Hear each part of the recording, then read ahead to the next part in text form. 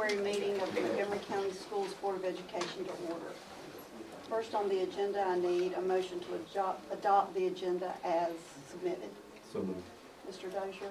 Second. Second, Ms. Epps. All in favor? Aye. Thank you. Next, we'll have our opening devotion. And tonight, I want to be sure to recognize that February is recognized as Black History Month. And throughout the years, our teachers have instructed their students in the history and the significance of many contributions by African Americans throughout our history. So I didn't want to let this month go by without doing that. I struggled over which quote to highlight and all of that, but I finally had to come back to Dr. Martin Luther King Jr.'s quote, "The goal of true education. The function of education is to teach one to think intensively and to think critically. Intelligence plus character. That is the goal of true education." In a world that constantly encourages us to seek knowledge, we are reminded by Dr. King that true education is not just about acquiring information. It is about developing the capacity to think deeply and with purpose. To think intensively means to engage with the world around us in a way that challenges our assumptions, pushes us beyond surface level understanding, and leads us to deeper insights. Critical thinking requires us to question, analyze, and discern truth from falsehood, goodness from evil, wisdom from folly. But Dr. King also emphasizes something else essential. Intelligence alone is not enough. He pairs intellect with character, understanding that the fullness of a person's education is found not just in what they know, but who they are. Character forms the foundation upon which true wisdom rests. Without character, our knowledge can be easily misused or distorted. But when intelligence is guided by integrity, compassion, and a heart for justice, it has the power to transform lives and communities. We are called to pursue both intellectual growth and moral development. The Apostle Paul reminds us in Romans 12:2 to not be conformed to the pattern of this world, but to be transformed by the renewing of our minds. It is a call to become not just knowledgeable, but wise, acting with love, humility, and truth. Let us aspire today for a heart that seeks both knowledge and character. May we be ever mindful of the ways in which our learning can serve God's purposes and reflect His love in our world. Next, I would like to call on our students to help us with the Pledge Allegiance of the flag of the United States of America. I have Yaneli, Johanna, and Mason. If you'll come forward, please.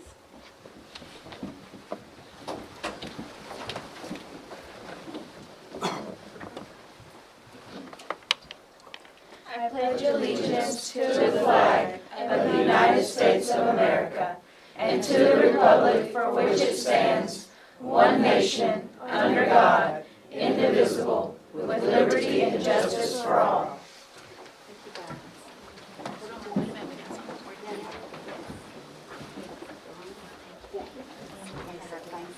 Thank you so much. Good job. They might want to get a picture of you right here. Yeah.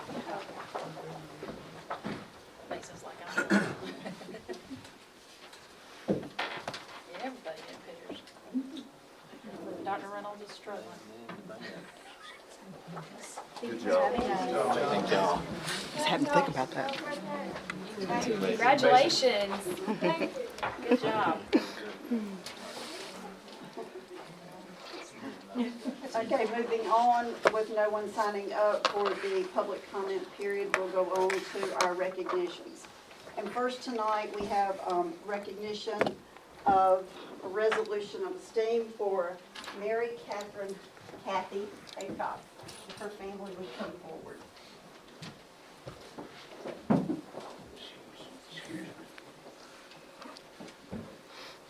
As they're coming up here, I'll give you a quick little background. So Kathy's just a year younger than me in school, and we were working together at Troy Elementary. We were both expecting our youngest daughters, and I was so disappointed when I went to school the day Kathy wasn't there, and that meant she had already gone and had Rachel, and I was still glad. And we were also also Girl Scout leaders together for many years. Whereas our Heavenly Father, in His infinite love and wisdom, saw fit to call home Mary Catherine Kathy Hathcock on November 10th, 2024, and whereas her dedication to Montgomery County Schools for 36 years as a teacher assistant and bus driver were a living testament of her integrity and skill, and whereas her loss will be deeply felt not only by those with whom she served, but also throughout her entire community and county. Now therefore, be it resolved that Montgomery County Board of Education goes on record in expressing a sense of real loss and regret in her passing, that a copy of this resolution be conveyed to her family as an indication of our deep sympathy, and that a copy of the same be filed as a part of the permanent minutes of the Board of Education. Thank you. Thank you so much.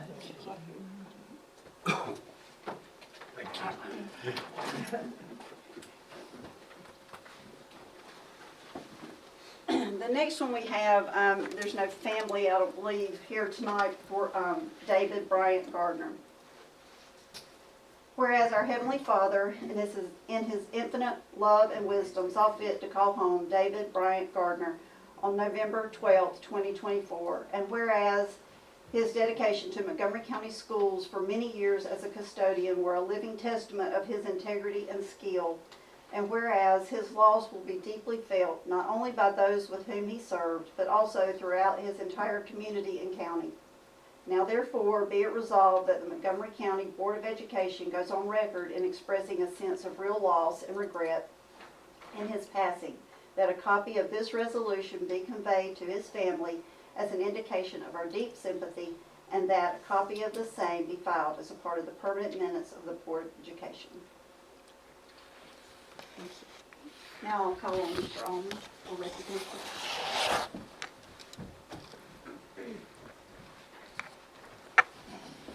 Thank you, Ms. Evans.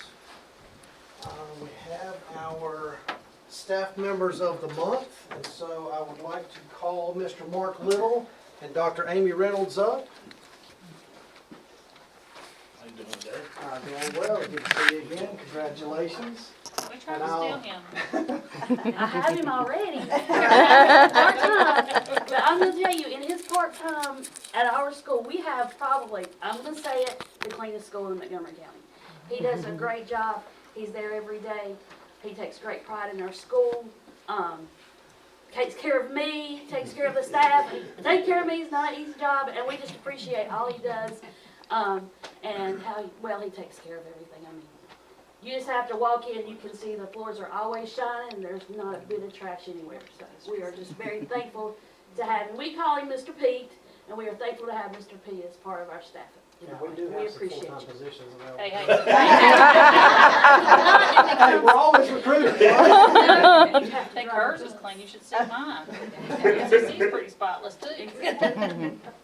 Right, 3, 2, 1. Perfect. Congratulations. Good job. Next from the early college, I'd like for Miss Michelle Hare and Dr. Heather Sewell to come forward. I've already said congratulations, but congratulations again, and Dr. Sewell say a few words about you. So we are so thankful to have Ms. Hare at the early college. Not only does she promote excellence at the early college for students and staff, she also serves as our prom committee, on the prom committee, as well as our art club chair. But not only does she want to make Montgomery County better for teaching and learning, she also is expanded. Just last week she was selected to present at the South Atlantic ACT conference to share about how effective collaboration. So we are very proud of her hard work. So. Good job. Thank you.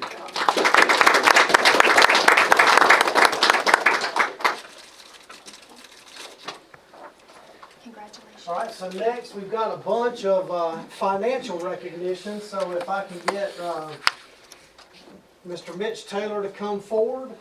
And I will hand these to you, and you can call your folks forward if they are here. Jessica here. No,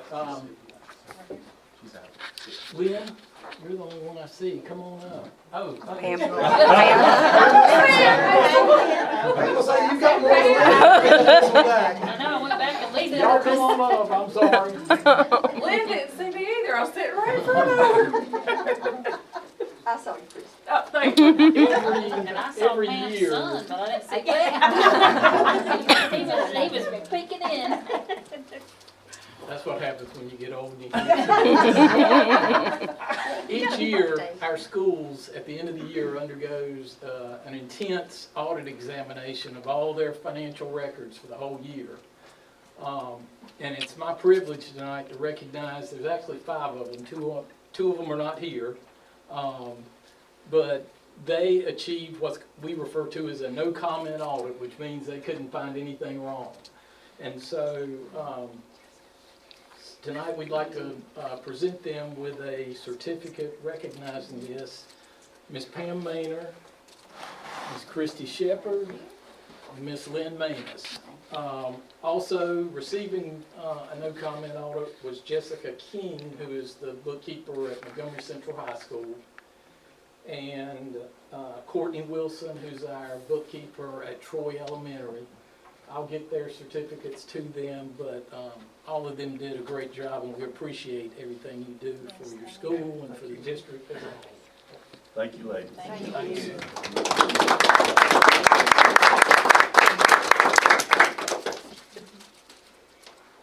Thanks, y'all. Thank you. Thank you. Congratulations. We appreciate what y'all do. All right, next has got another group of individuals. There is an organization in North Carolina called the North Carolina Association of School Business Officers, Officials, and they provide much of the training that we receive as far as regarding finance. And this year, we had 3 of our school bookkeepers, y'all come on up, that completed a course, a training certification course for school treasurers. And we appreciate y'all making the time, taking the time and making the effort. It's about 6 classes, 6 days worth of classes that they have to attend. They may even give y'all a test, I don't know. But anyway, it's very intense,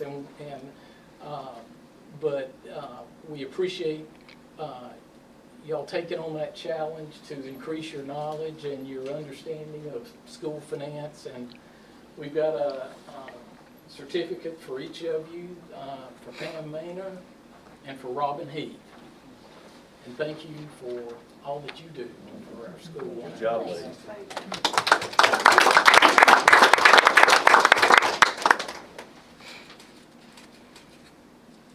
Thank y'all. Thank you. All right, Mr. Taylor, you'll stay up here. We do have, we do have a special recognition for our finance department here at the central office. Make sure that I say this correct. It is a Certificate of Excellence in Financial Reporting. So this again is it's a national recognition. It's given by the Association of School Business Officials through the North Carolina affiliate for outstanding excellence in financial reporting. As Mitch told me earlier this morning when we were talking about it, he said it doesn't matter if we show a loss or we show a gain. It's all about the accounting of what we do. But his department does a great job, and we are proud of you guys, and we give you this certificate in appreciation of everything that you guys do for the district. Well, thank you. Good job, Ed. Good job.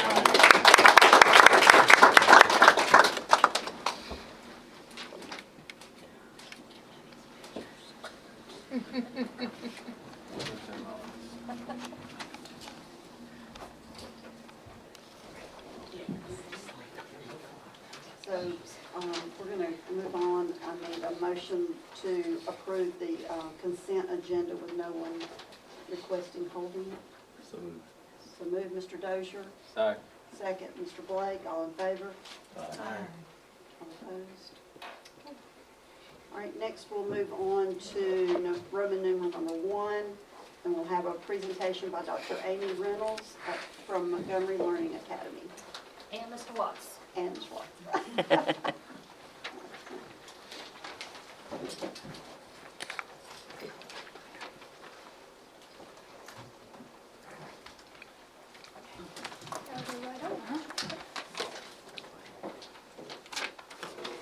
told Emily I would drive tonight. So we're just going to briefly talk about our 4 school improvement plan goals and where we stand with those right now.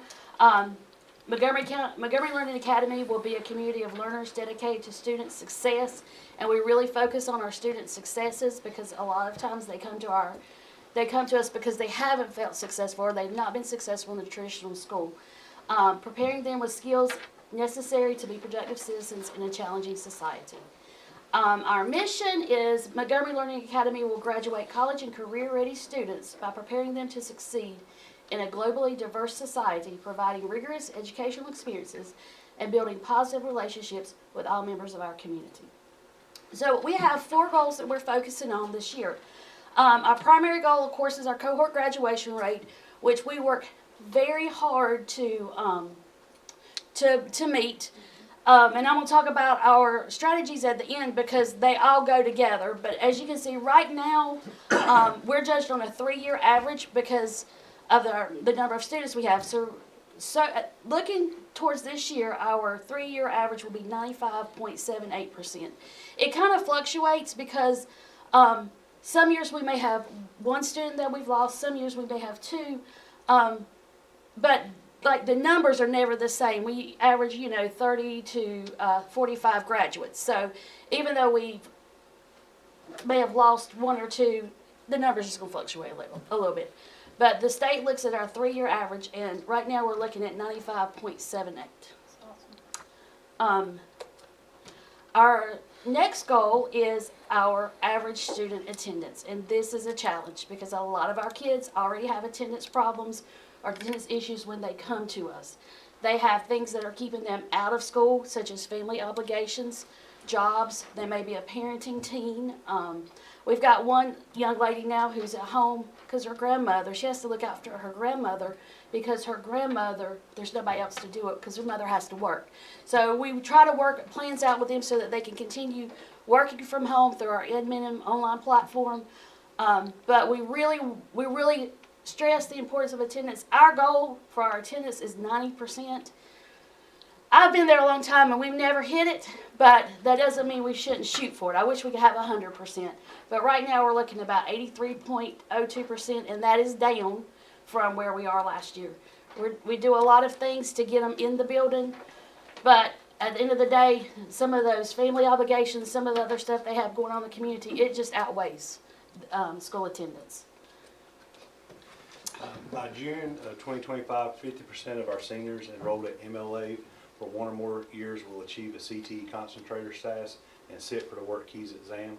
Of those 50% that we're looking to get seated, we want 80% of the concentrators to qualify for silver or higher.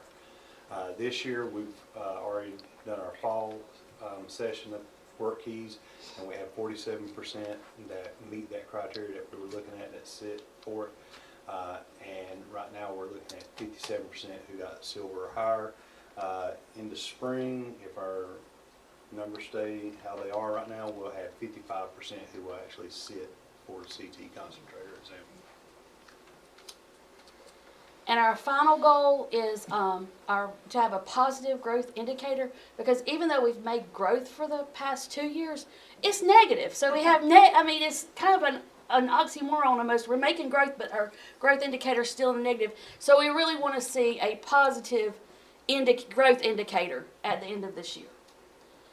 Things we are doing to do this. The first thing we do is when our students come in, when they start at Montgomery Learning Academy, we have a parent-student meeting. We outline their plan for graduation, their plan if they want to return to Montgomery Central High School.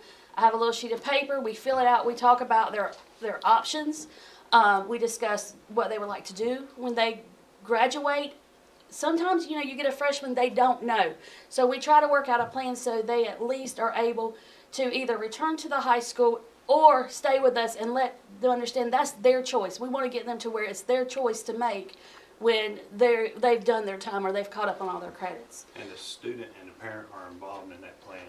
We ask them exactly what they want to do. Are they wanting to go back to the high school, or they want to finish with us, or they want to go into CT classes, take classes at the community college. So again, it's individualized for each student and family. What percentage of your students does the parent show up? with that meeting? They all show They all up. do? We've Good. done a few by phone if there's a work issue. Mhm. But for the most part, everybody shows up. That's actually part of the requirement. Right, And when they find out they've got to come, they come. Or we'll work with them and do a over the phone conference. good. It's really good though because it gives them a positive first interaction with us, so that if we do have to have some negative discussions later, we've at least set up that positive interaction and hopefully have a good relationship with the parents. Good. We talk about course alignment, and one of our goals is to get them taking MCC courses and exposed to those, so that when they graduate, they'll hopefully continue with MCC classes. We do home visits as needed. I have been to some of the craziest places. I always laugh because there were places when I was in high school, my dad was like, I better not ever find out you've been to that neighborhood. And now here I drive up at their house. But it really shows when we show up, they're surprised, but they also see that we care. They know our cars. They know, oh, that's that blue Dr. Reynolds in the blue car again. But in fact, I'm going on a home visit tomorrow to check on a student that we haven't seen. Her mother was locked up about a month ago, and to just check on her because she's with her father. But we do home visits. We work with Miss Blue, our social worker, to help us find students when we can't find them, because she can find a needle in a haystack.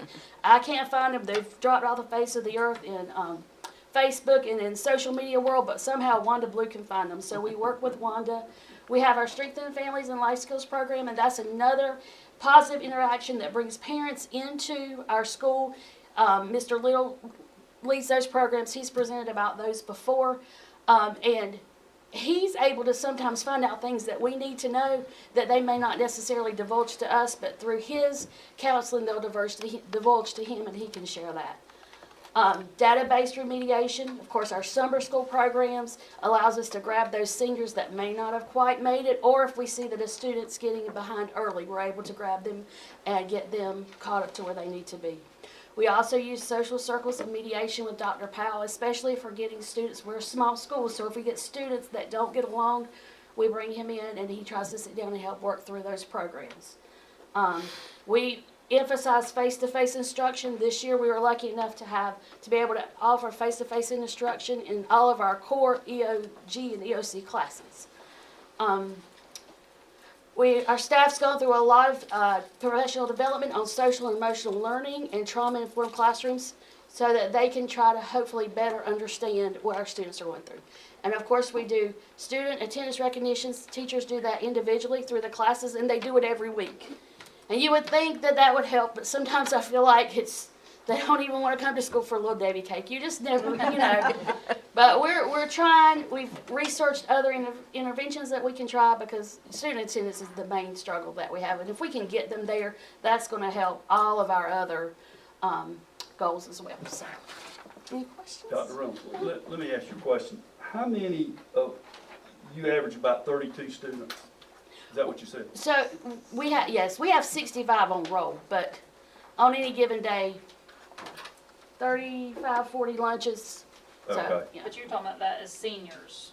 Oh, our seniors, I'm sorry, our senior graduation is usually 35, 45 kids. Oh, okay, Yeah. okay. But overall, right now, I think we're at 65 students for Okay. enrollment. How many of those are there because of discipline reasons, and then what percentage are there, because they've got problems at home or work issues or something like that? So- Do you have an idea? This year, I'm glad Mr. Sankins here.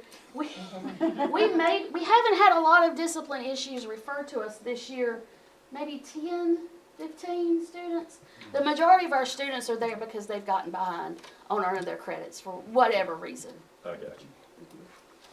I have a question, Dr. Reynolds. When you guys, because I've noticed this the last couple of years at graduation, your students are earning scholarships to go to MCC or even a four-year school. And so when y'all sit down with them, do you talk to them about opportunities like that? Like what is possible, beyond graduation? Yes, so we talk about it when they come in, and then MCC, we have Carrie Myrick, or Lynn's even come when they're doing registration, to bring them in and talk about what courses they're interested in taking, what their career pathway is, and they come twice a year for registration. Miss Parsons also does FAFSA a FAFSA night with the parents, and we're doing that this year along with parent-teacher conferences. Good. So hopefully we can get more parents to come in for conferences because they want that help. So when you talked about the CTE, I know it's not just the MCC stuff. What do you offer there that would allow them to take that work keys? The business courses. Miss Parsons teaches entrepreneurship 1 and 2, business essentials, career management, and management 1 and 2. I knew there was So another the one. high school business counts for the work keys, but not the college business? It can be a question later on, that's fine. Okay. I was just wondering what it was that Right. allowed them to take the work keys, because I do think that's very beneficial. I have seen that employers are asking for that now, and that's the difference between 50 cents to $1 more on the hour. So if you're setting them up like that, that's great. Awesome job, guys. It's one of my Thank you. favorites. Thank you. Oh, that's our motto. Graduation is the only choice. We don't let them drop out. We can count them. We enjoy that night when they're rushing in, you know. Yes, that's a very stressful night when they show up 2 minutes before graduation. Thank you, guys. Thank you. Now, I'll call on, and Ms. Daywalk, Montgomery County Early College presentation. Hey, Dr. Shaw. You trust me to bump it? Oh, I'm driving, I'm just driving, I'm not talking. My face is already turning red, I'm not even April, mad. I would never step in April's thunder. You're not stealing my Okay, thunder. stand Behind you, get the air for just a second. She meant bump it down too. Yeah, I'm gonna bump it down. I don't know, it's on 75. Oh, Down like 70? 68. We're working at college, we're used to 68, they don't turn the heat on. I promise I did not get in here ahead of time and bump that up to 78. I just do it. I haven't touched it. All right, guys. Hello. My name is April Daywalt. I'm from Montgomery County Early College, and I'm a math teacher.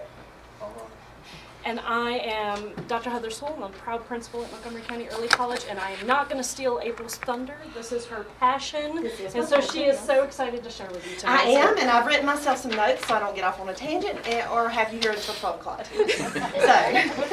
So without further ado, here we go.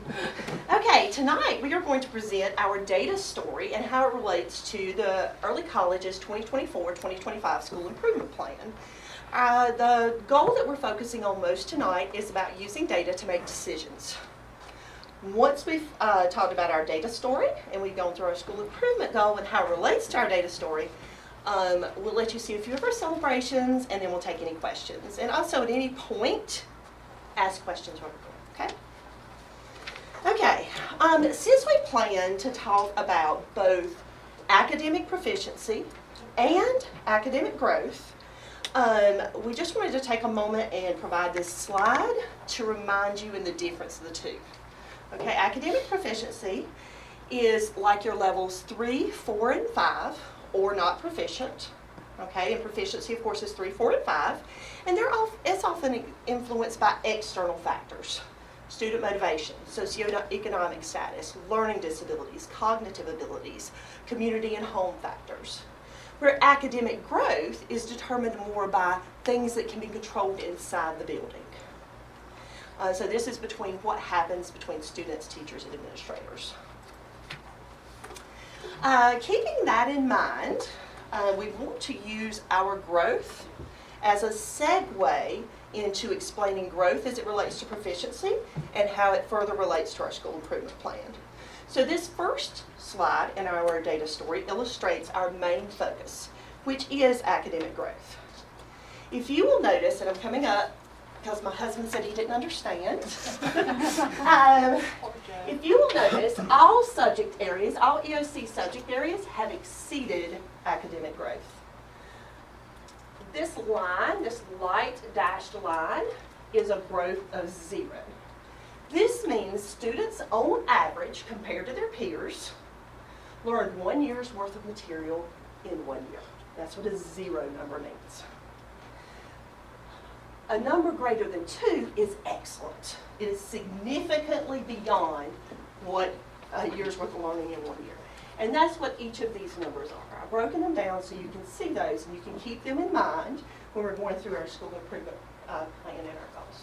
Okay? So let me Yes, ask sir. this question. Yes, We're sir. talking about the growth index? Yes, sir. So And this is for each anything course. over 2 is outstanding? Yes, sir. Yes, sir. Y'all hit home runs. Well, Grand that's the slams. next slide, so. So, and I just want to also, go back one. I'm going back.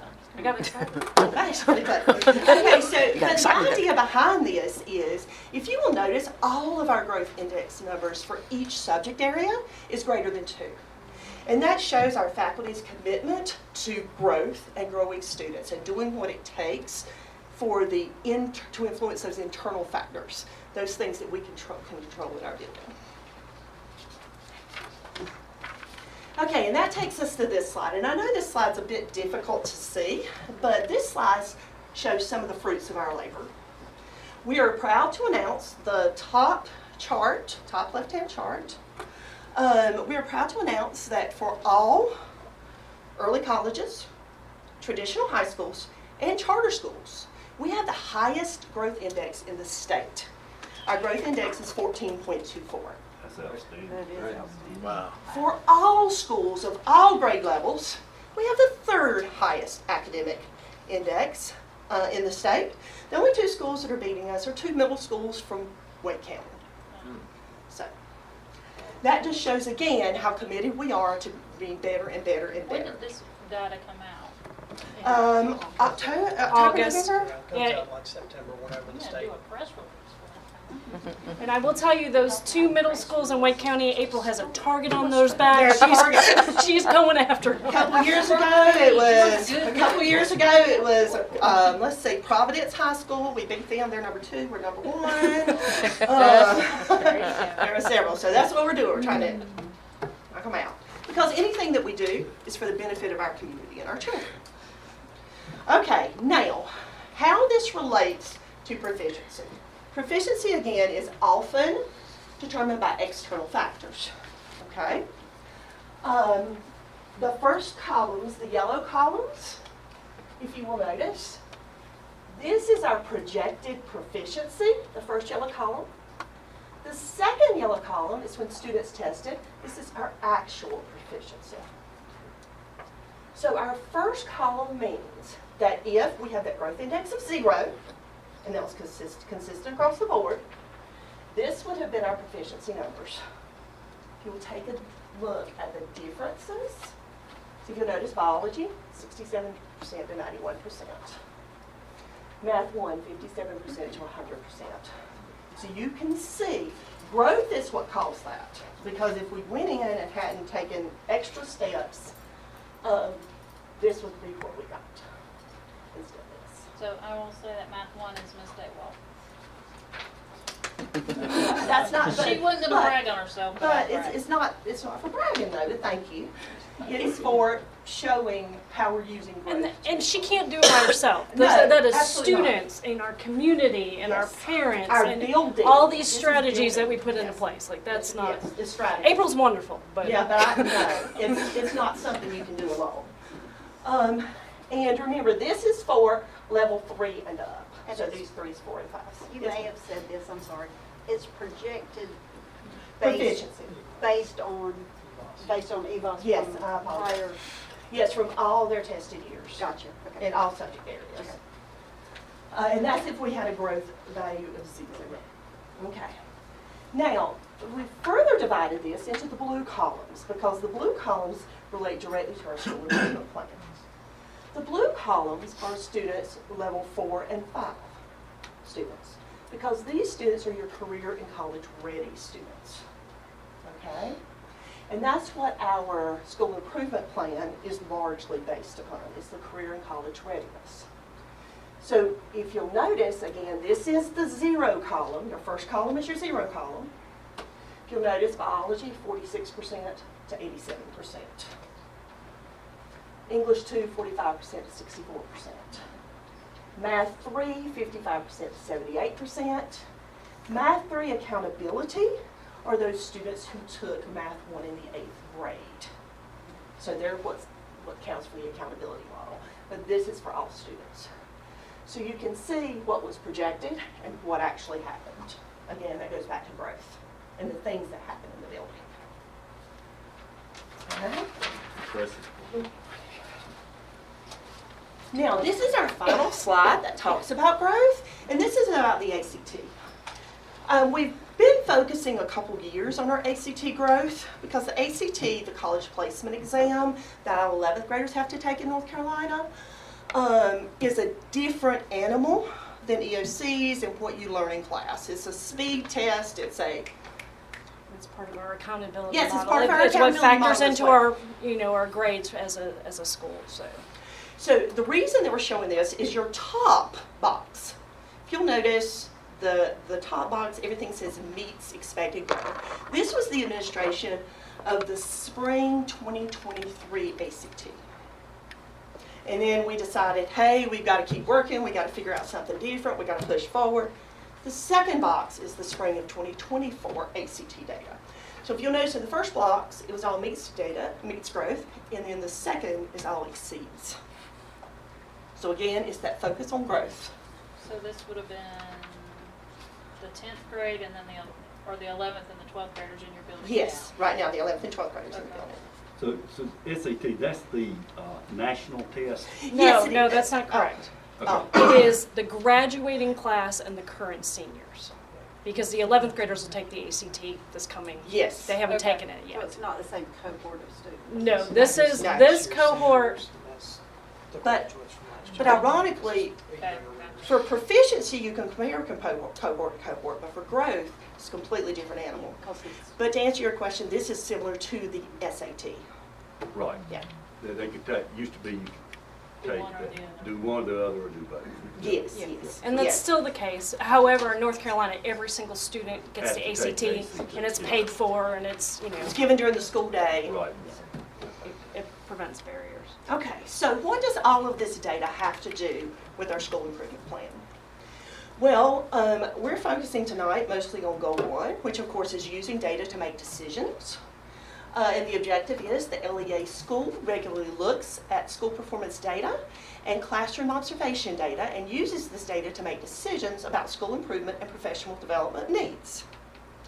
So here's what we want this to look like. Here's our areas that we're working to improve. First, we want greater than 90% of students to have a composite score of at least a 19 on the ACT. We want greater than 85% of students to score a level 4 or 5 in biology, English 2, and Math 1, Math 3, which means they're career and college ready, those level 4s and 5s.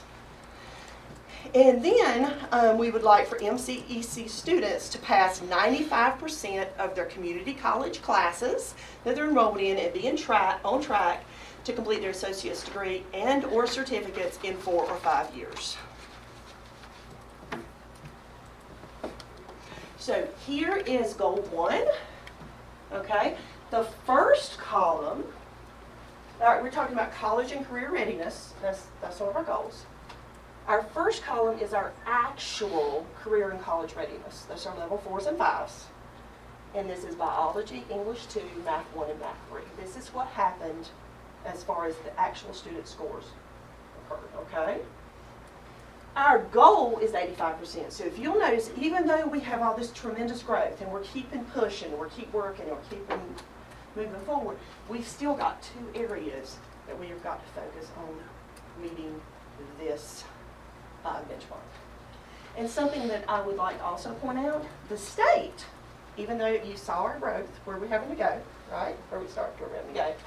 The state believes that our English 2 is, this your paper? Yeah, I can't remember. These are our long-term goals as identified by the state that they have identified us. They want us to be, in order to meet this goal on the accountability, we have to be at 84% for that. For biology, for Math 1 and Math 3, we need to be at 97%.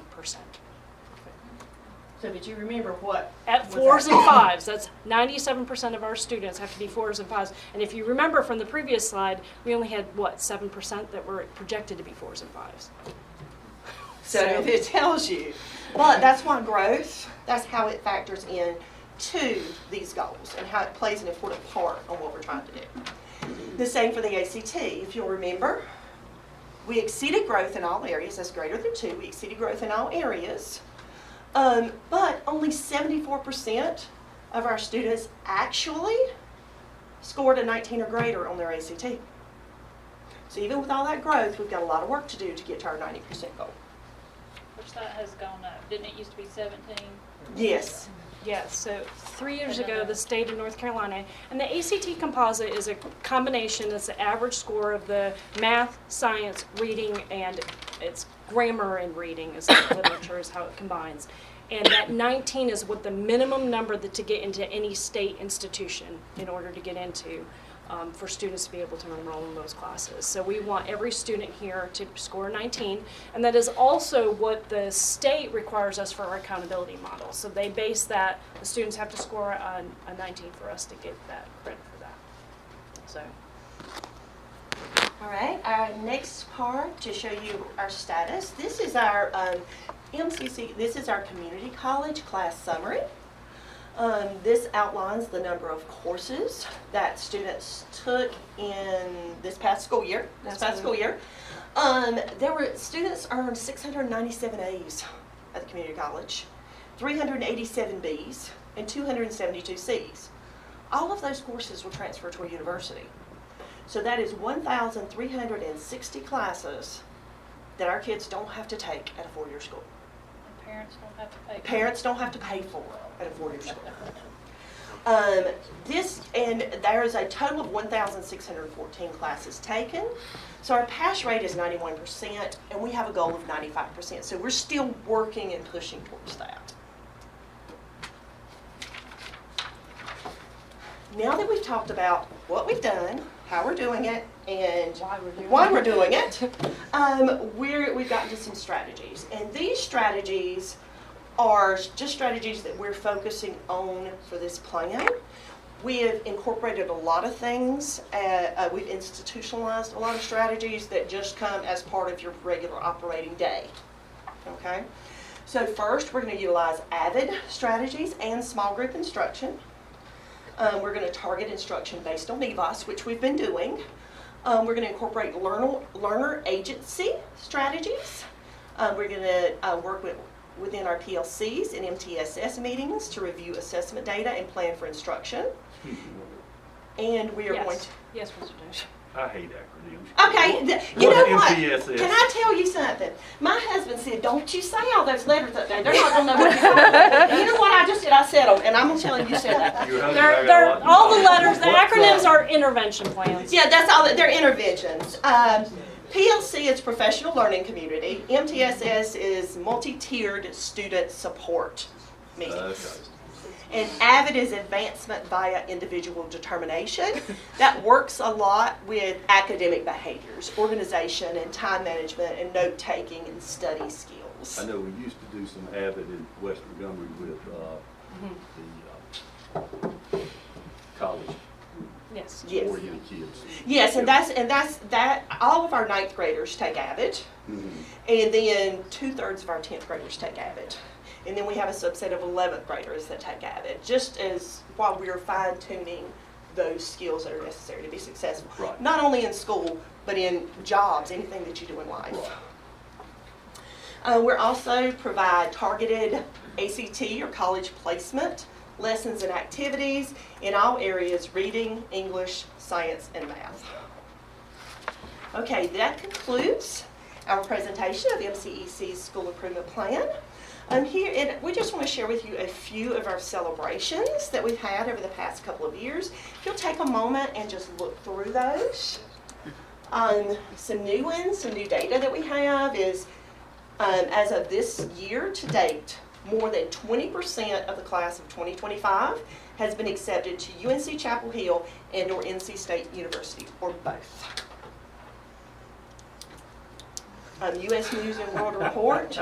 None of you getting way far. We have several that are We have several, yes. All right. Yeah, we have several. But again, the difference about Wake Forest is that they don't take our credit. So Their academic standards are much higher. I don't know about that, but I'm not there. I just know that our families can go for a year and a half at They Carolina have a financial State. incentive to Yes. accept credit. Yes. Well, and that's the other thing, yeah, Wake's at 75,000 a year, and Carolina's at what, 30 or something? Yeah, and if you think of 75,000 times 4 years versus 30 times a year and a half or 2 years, it's a big difference. There's less than 10% of students in North Carolina go to Wake Forest. And I've raised Cain with it, but they say, you know, so many of them can't get in. Well, we've had students in the past get in and go. We've had one get in and go, and since we've been open the past 8 years, we have several students that are accepted. In fact, get full rides to go, but they choose not to go just because of Having to redo. various reasons.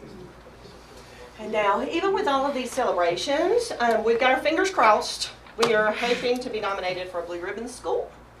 I've done everything but beg and plead and borrow, and they told me to stop emailing them. So, Can we get this, Tammy, do you have a copy of this? I will. So you can print that? That's impressive. I've already got a note. and another thing, graduates have been awarded over $45 million in scholarships. So many Montgomery County families don't have to pay. Some include Gates, the Jack Kent Cook, Goodnight, Greenhouse, and others. What percentage of your students go on to a 4-year university? So majority of our students are accepted. They're accepted to go to a 4-year student. Now remember, we're kind of a buffet. So Right. here at the early college, we have students that successes that they go off to work and they have a career, such as Right. Miss Epson. We have students that go off to the military. We have students, so it's not necessarily whether or not we measure whether or not they get accepted because Right. we want to give that choice. We don't really measure who actually goes. So. We want students to have so many choices. They don't know what to do. We have a young lady who just signed with the military a few weeks ago. She's been talking about wanting to be in the military since 9th grade. She took the ASVAB in 10th grade, 11th grade, and 12th grade so she could continually get better. She scored high enough that she could do pretty much whatever job she would like. And they get to enter in at a higher pay rate. And they also told her that when she finishes her associate's degree, and she is on track to do so, she'll enter, this is where she starts now, but as soon as she gets that associate's degree, this is going to be her Pay rate. Right. entry. Right. And she's getting a CTE certificate too. I believe. Yeah. Yes. All right, do you guys have any questions? Great job. Good. Great. I see your biology scores are really high. Do you think Yes. they're going to be able to clone some of you folks so we could spread them out a little bit? Well, biology's a little tricky this year because it's a norming year, so we're not sure what to expect. We did not receive any scores this year yet. We will not receive them probably until October. So, But Miss Martin, who is our biology teacher, and I can say that because she's a singleton. She's the only biology teacher that we have. Miss Martin tore the new standards apart. she went to She went professional to development. professional development. She tore them apart. She matched them up to what they were. And she was doing this in the summer. She went to And she session. did it all along. And I helped her look at her growth based on her check-ins and her just. And I told her, unless something crazy happens with the way they normally test, she's gonna be fine. The kids are gonna grow. It's gonna be good. Outstanding job, folks. Thank you. Good job. Very good job. Y'all do.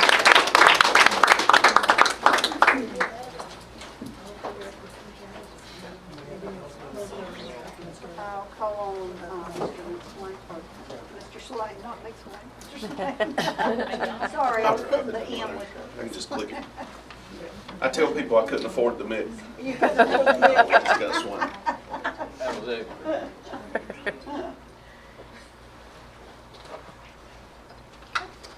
So I'm going to give a little bit of update on mid-year performance. Historically, we have given mid-year data. It's going to be slightly different this year because, as they alluded to, the biology scores have been embargoed by the state. We will not see those until September or October. Now, mind you, they still count toward our school report card. They're telling us they still count, but we have Why did they embargo? because it's a norming year. They rewrote the test and they rewrote the curriculum, So they don't know what so they don't. what Correct. they're going to consider A, B, or C. I got it. Correct. And no chance to fix it through the summer. Nope. So this is only going to be a limited snapshot, and it's not going to have any of the quantitative figures like growth included. So when we look at this, if you've already looked at the graphs and things like that, just know that we don't know any of that information. This is truly a mid-year snapshot as we go through. So English 2, you can see on the graph our fall 2024 proficiency was 70.7%. That's a good bit higher than the 46.9. But when you look at the bottom, the total scores from last school year altogether was 326 students. Thus far, we've only tested 75. So that, that could change significantly when it comes to those scores. Now, why did we test so many last year? So it's over 2 semesters. Okay, so the 46.9 is for the Whole school year. So Correct. that's just for the fall. Correct. I got you. Did you have your honors classes running in the fall? So there was, in English 2, there was 2 honors sections and 1 standard section. So one non-honors class. So what's running in the spring? 1 honors and the rest standard. I don't know an exact number. We have 3 honors. They have 3 honors. This does not include, I should add, this does not include any data from the early college because they've not tested these subjects yet. This is just And MLA. MLA would have had a few of those tests as well. So Math 1 is slightly lower than our overall percentage. Again, the numbers, 254 students. I think that's closer to 218, 219 this year. Slightly lower in the freshman class, and we've only tested 40 of those. And that was 1 standard. That was 1 standard, 1 honors. Math 3 held exactly the same right now, and I think that was all honors. I don't know for sure, please don't quote me on that, but I believe it was all honors sections in the fall. The total scores from last year were 312, and we've tested about 65 of those. Again, that number will be closer to that 254 range for the kids that were in that English 2 cohort. So, I don't want to put words in your mouth, Matthew, but if we only tested 65 kids for the fall, Yep. and it was all honors, and they were only proficient at a 36% rate, so in other words, only 36% passed the standard test. Is that how I'm reading? Is that how that works? 36% were proficient. They could have passed the test, but not been considered proficient. So 4 and 5 is proficient? 3, 4, 5. 3, 4, 5. So a 2 is a passing? You can sum of, no more? Is that, No, it's not proficient. it's not proficient, yeah, Not efficient. But you can get not proficient. yeah. That's right. The concern would be, to me, and maybe I'm not looking at it right, but if we were testing our honor students in the fall, and it's only 38.5, and that doesn't bode well for the spring. And we share that concern. We It's, do have more instructional time in the spring too. That's the way Right. that innovative calendar is set up. You've actually got, 18 more days? Because we take basically 10 from the first semester. So you do have more instructional time, which will help offset some of that. And we did remove 10 days, and that's why, even though I was on record as saying it was illegal for us to do it, I am thankful that y'all did it That's gonna help. because it should Yeah. help, because it'll balance out the time. Scofflaw, yeah. so we did that because you got the additional days of instruction for kids that weren't slated to perform as highly. You got the 10 extra days. We made as many of those schedules for the spring as possible, and now that gets to change, and you'll get more balance next year. So next January, next February, when we look at some of these numbers, it'll be more balanced. You'll see half the kids reported. Now, you still won't see any early college data just because of the way their testing window falls. Right. So testing from the early college, except for biology, comes in the spring. Biology scores we'll get in the fall, but not anything else.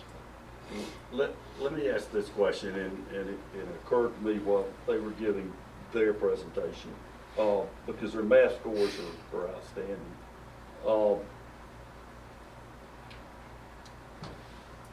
Why don't we send our math teachers to the early college to sit in on some of those classes to see what they're doing at the early college that they can use at Montgomery Central?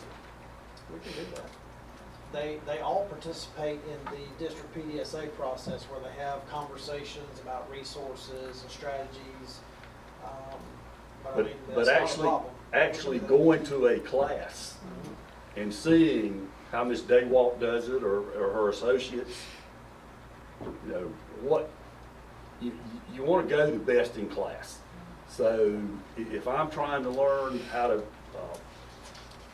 you know, become a better golfer, I'm not going to somebody that's got the same ability I've got.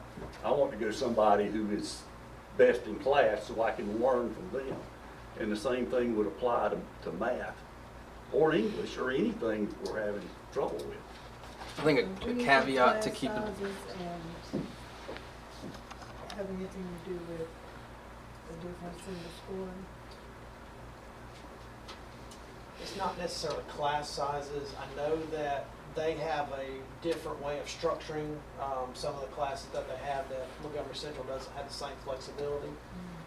Because correct me if I'm wrong, Dr. Sewell, y'all pair your EPF and Math 1 together. Not anymore. Not anymore. Okay.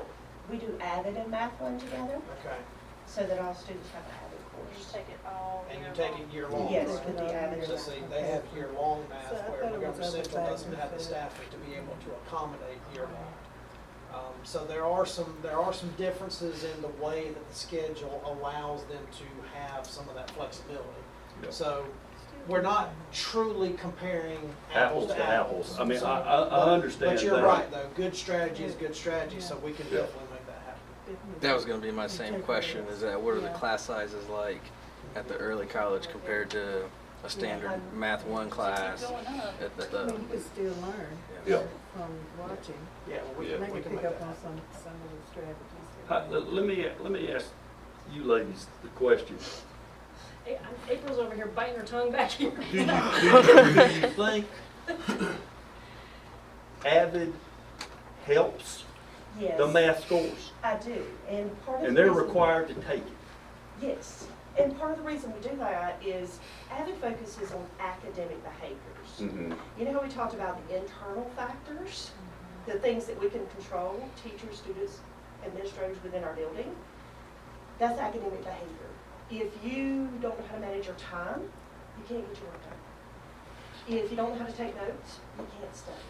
So all of those help with the math scores. And yes, and it's also the relationships. I'm with the children the whole year. I don't have to fight to get to know them in a very short time and use that for no more than 90 days. to get a test score. I've got a whole year that I build a relationship with them. Math 2 and 3 are the same. All 10th graders take Math 2 first semester and Math 3 second semester. They have the same teacher the whole time, so you don't have to fight for those things. So I don't know if it's as much the teacher as the fact that we've been together for so many years. Dr. Sewell has been the principal early college since it became a school. We had one teacher become an assistant principal, Mr. Watts, and then we had one who moved away, and then and then that's it. So Yeah, when we y'all leave, have I'm the going with you. ability. When y'all leave, I'm going with you. We've had the ability to structure our building Mm-hmm. so that we can grow. I got two questions, one for you and one for Wade. I meant to ask a while ago, and I apologize for taking from you. Oh, you're all right. But this is great, and I mean, scores, and it's important. How much homework do you give? I give one assignment per week. And the idea behind Avid is that learning to manage your time. So on Monday of 1 week, they get a study guide which is basically a review assignment Mhm. that's due on Thursday or Friday of the same week. So that way it helps them learn to manage their time along with the others. And then the alternate weeks, they do test corrections, which is a process they have to go through. They're given on Monday and they're due on Wednesday. Because that's how college classes work. Yes. So we are training, we're not just getting through Math 1. Yes. We're planning to get through Math 171, Math 172. Yeah, Yeah, 'cause I've you gotta always- know how to take notes in order to pass that Right. one. Because then when they get to Math 171, they get 4 tests and that's it. That's their grade. And so we need to Teach them how to do those. Right, and I've always said, going back to East and West Montgomery, we did such a poor job preparing kids for college, because we didn't give them homework. How much homework are they getting, how much homework are they getting in Math 1 and 3? They'll get between 1 and 2 assignments per week. They'll get what now? Between 1 and 2 assignments per week. Many of them don't complete it, frankly, because they work or they've got family situations. That seems to be the biggest obstacle for many of our kids. Are we holding them, and I understand they've got other obligations, but are we holding them responsible? Are we still giving them a B or a C, even though they don't turn the Oh, no, assignment no, in? they get the grade they get. They get the grade they get? Yeah. The question I have for you is AVID, and I know you say we have it at Montgomery Central, but is that something that can be, not every student is taking it, are they? No. But every student at Montgomery Early College is taking AVID. not every student. It depends on the grade level. Ninth grade is 100%. Mhm. 10th grade is 2/3. Well, 100% minus 2 students. And 10th grade is 2/3 of the But grade. what I'm asking you is, at some point, every student there has had some exposure to AVID. There were 5 that we had last year that will not, and there are 2 that we have this year that will And why are they not? not. Because they completed courses in the 8th grade that they were accelerated, and so we accelerated them. That's how they got out. Okay. But I want you to keep in mind, AVID strategies are across the board, so they're still taught note-taking. World history does a lot of specific work with note-taking, world history and civics, so they still get the note-taking. Mhm. So they still get the pieces, they just don't get the huge support, the actual course. Yes, the actual course, the actual special course. What percentage of the students at the high school have taken AVID or are taking AVID? So that number's quite low. We actually took an intentional break this year from AVID because it wasn't being implemented with fidelity, and we're going to be rolling it back out again this fall, starting with the incoming 9th grade. And that was required by AVID because of some of the low enrollment and stuff like that. So it was not really pushed very much, and it wasn't, the courses were not aligned with AVID the way that the early college does. So we're trying to get all those things corrected with AVID, because everything has to run through AVID. We have to get approval on things with them. It seems to me a win-win if we can get more of the kids at Montgomery Central to take AVID.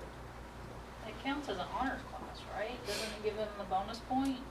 I think it does, It yes. just depends on how it. I mean, if you Depends on set it how- up correctly. Set it'll it give up them that- correctly, code it correctly, it You does. get that helps the GPA, Yeah. the weighted GPA. Yeah. Yeah, I agree.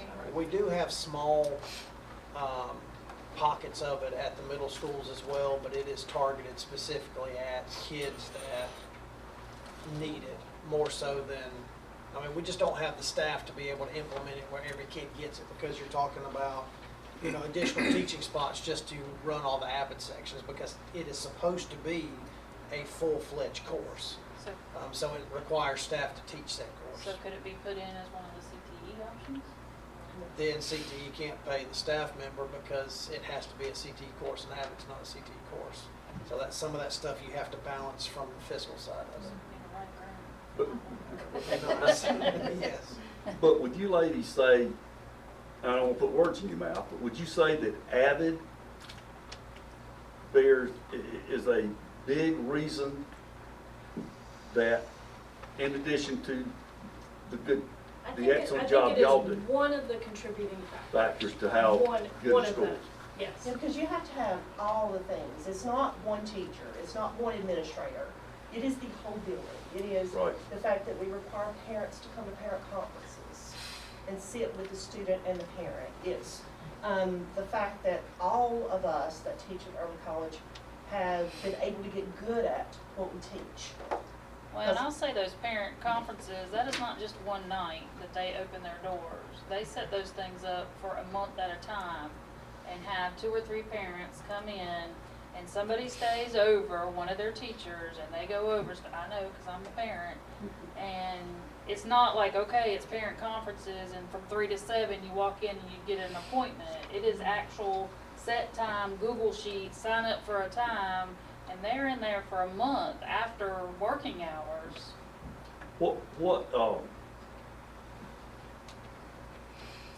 If they don't show up? That's not an option. It's not. We've Well, got one more I know it's not an option, but they don't show up. What happens? Do they? We keep calling. We've got one freshman that Just we're like still Amy working does. on. Yeah, We just go to their like- house. We've got one freshman that we're still working on. So we saw 69 freshman parents of 70. And I think that I think they had 100% of sophomores show up. And we just do it freshman and sophomore year because that's when they have the most high school classes. Mm-hmm.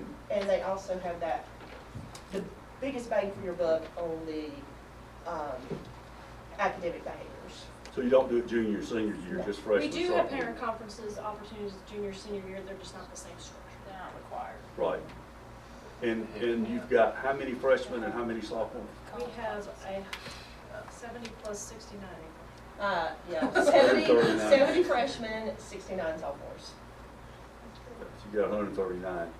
Mhm. How many students, how many freshmen do you have? About 180, 180. So almost 3 times. Sophomores, 180, 200. what is, they're at 100% because they require it. What are we at Montgomery Center? In terms of parent involvement, As sure as in terms of the parent-teacher conference, parents showing up. 15 to 20%. What I would like to say about that is it is exhausting, and you've got to remember we've been able to get good at what we're doing because I've taught Math 1 for 20-some years, Math 1, Algebra 1. Miss Hayer specializes in Math 2 and 3. Miss Martin specializes in biology. Miss Martin teaches earth science and biology every single year. So we've been allowed to do that because parent conferences, like what we're talking about, it takes a month and it's emotionally exhausting. But I don't know that we could do that if we hadn't been allowed all this stuff by the district and by administrator. Well, and he's inherited what he's got out there, but, and I know you're trying to get more parental involvement, because that's your #1 determinator on how successful kids are gonna be in school. So there's got to be some way that we can work toward increasing that from 15 to 20, and you're not gonna go from 15 to 20 to 100% in 1 year, but we've got to have a goal of increasing it 10 or 15% a year until we get to that number. And I think the money's well worth spending for Avid, making sure all our students are taking that. And requiring it. And one other question I had, and I know this is, we're gonna be here till 1 o'clock in the morning,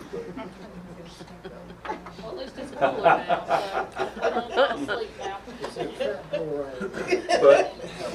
but the question I have is, are all the high schools in North Carolina on the semester system like we are, as opposed to what? No, What- not 100%.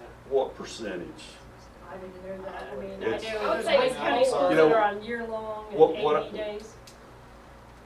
And I remember Dr. Ellis told me one time why we were on that, but I don't remember now what he said, but I'd like to know what the percentage of schools that are on a similar schedule to the early college, what their test scores are compared to the test scores of schools that are on a similar semester system that we are.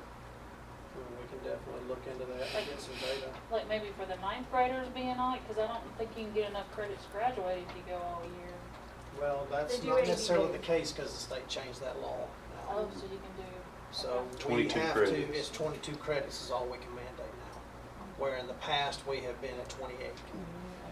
So, I mean, it is possible, and I know what you're talking about. You're talking about the way it was my freshman year of high school, where I had 6 classes, and we went year-long, and each class was an hour long.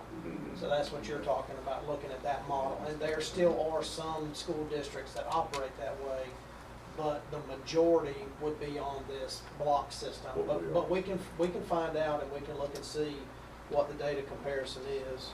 Because I don't think there's any one answer to improving your test scores. I think No, it's going to be a multitude of things, and we can see that avid and parental involvement at the early college has certainly played a large, and the great teachers that we've got and administrators has played a large percentage in their success. Thank you, ladies. Sorry. Starting at your freshman year. I had a question slide.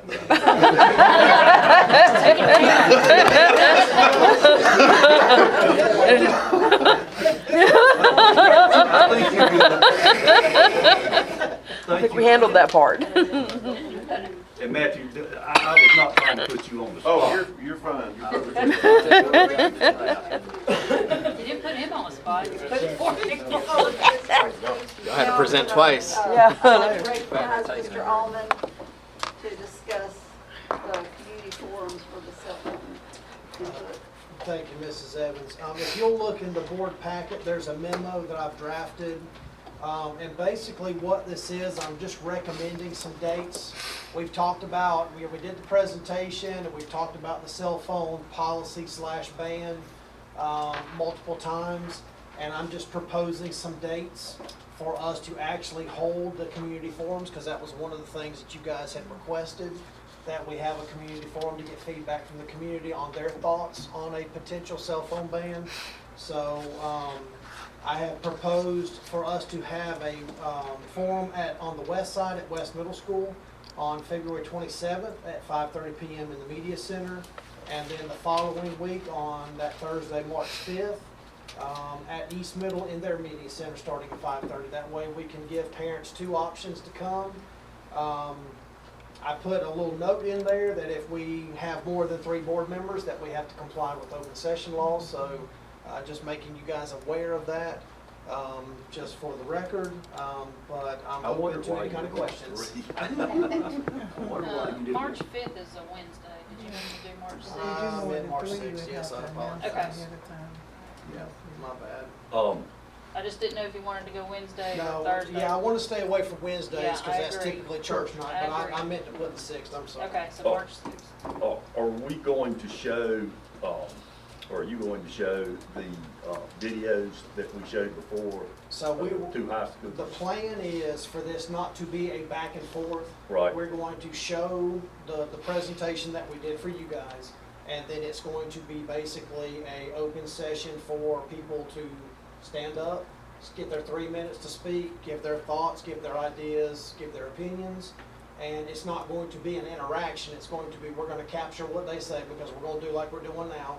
We're going to record the meeting so that we have a capture of the audio of what they're saying, and then we will look at all of that data. We will compile it, and then we will use that to inform the decision of the board on whether or not we are going to move forward with that potential policy/ban. And we're not going to, I'm sorry, we're going to let them know ahead of time that it's not going to be an interaction, that it's just Yeah, gonna I need to get dates set so that we can start marketing the potential dates. And the reason why we set it for the end of February, Dr. Shaw and I are going to Chatham County, because that was the one school district. They're actually doing different trials within the district. like Chatham Central High School, they're not using the yonder pouches, but one of their other schools is. And so we're gonna look at the different things that they're doing and look at the data that they've got district-wide. So we're going to meet with a couple schools and their district office folks on February 12th. So we wanted to make sure these dates were after that 12th date so that we had some of that feedback to provide you guys as well. Okay. So, I was not on the board when this was initially presented and discussed, but I'm glad that I am now. One of the concerns I have is the timing of these conversations and of a potential decision to ban cell phones in schools for employees. First of all, we should model that if that's what we want, right? I see cell phones on desks right now, so we should model that in our own meetings before we ever go forward with requiring community employees and students to lock up their phones. Second of all, I understand I was a former classroom teacher. Cell phones are a challenge. This seems like going to an extreme reaction and a decision. And lastly, we're in the middle of a superintendent search. What if our next superintendent brings in ideas from their district on a different way to address this rather than go into a full-blown ban? And so I am one voice, one vote, but I think now y'all know where I stand with this issue. You haven't seen those videos. I have not, Yeah. but Can you- I'm a parent, Well, I'm a I community understand member, that. and if I can't communicate with my loved ones, that's a problem for me at any point, day or night. And so that's the feedback I've gotten from the community members I interact with. So I would say that we table this until we have a permanent superintendent in place to see what their thoughts and their ideas are regarding cell phones. And I don't disagree with you at all, Dr. Litto, but the reason why we were doing this is so that we can all hear that community feedback. Because there has not been a decision made at all on what's going to happen. That's why we're We're asking just for trying to this. solicit information to see what the community thinks about it. See, there's I all- hear what you're saying completely. I do. I don't disagree with one thing that you said. But at the time when all of this kind of got, was started, you weren't on the board, and I'm just trying to do what the board has asked me to do in this interim position, and one of those was to set up community forums so that we can get that information back. And again, when we hire the next superintendent, what if they have a different approach for addressing cell phones? And they very well may, and this is just going to inform a decision that would not be implemented until the fall of next school year. So there is plenty of time to get the community feedback, look at the different options like what they're doing in Chatham County, and then that would inform whatever decision for that new superintendent. Because you're right, they may bring in outside ideas, and Please send him those two videos, because those were extremely informative about why they did it, and they had the same concerns that you had. And then they did it, and they've seen test scores go up, discipline problems disappear, almost disappear. And even one of the schools that had one of the shootings had implemented this afterwards. So I understand what you're saying, and I know there's a lot of people feel that way. But I think, and if we did that, it would be us, everybody. It's not gonna just be, because that was one of the problems. We've always had a ban at the school. The problem is, it's never been enforced in the classroom like it should have. Or modeled. And one of the things you'd hear from the students was, well, my teacher's on her phone that day. Why should I not be able to be on my phone? So it's gonna be, if it is implemented, it's gonna be a learning process, but. And there are many ways to implement it. Again, I'm not giving my opinion. Again, we're trying to get the community's opinion, and we will look at different iterations of it. Because sometimes, like one of the schools we're going to look at, they have chosen to do like one of those shoe holder door pocket things. When the kids come in, they put their phone in the little shoe pocket on the back of the door, and they're just not allowed to touch it in the classroom unless there is an emergency type event, and then they can, go get their phone. Other schools are using those yonder pouches where it's locked up in this magnetic bag. I mean, there's a bunch of different ways to do it. We've just got to figure out if we want to move forward with it and the community supports that, how are we going to do it? And you're right, the new superintendent may not like it at all, And that's, that's for you and that individual to work out whenever that search is completed. But the new superintendent's gonna serves at the pleasure of the board. So if the board makes that policy, he won't have a choice. Well, he or she. He or she. They won't have that. If anything, we're just gathering information. Right, Yeah. that's these. And I would encourage, I would encourage people to come and speak. Right. Yep. Because I can't do anything about it if you're whispering in my ear, but then won't come and speak about it. So come on record, it's 3 minutes, talk about it, tell us why, keep it to the facts, and then you feel good about it. And we've gathered the data from our And community. we can make an informed decision.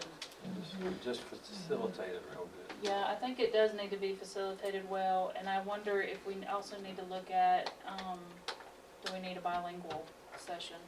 I mean, we do need an interpreter. We do definitely need And we have some that we'll be able to utilize.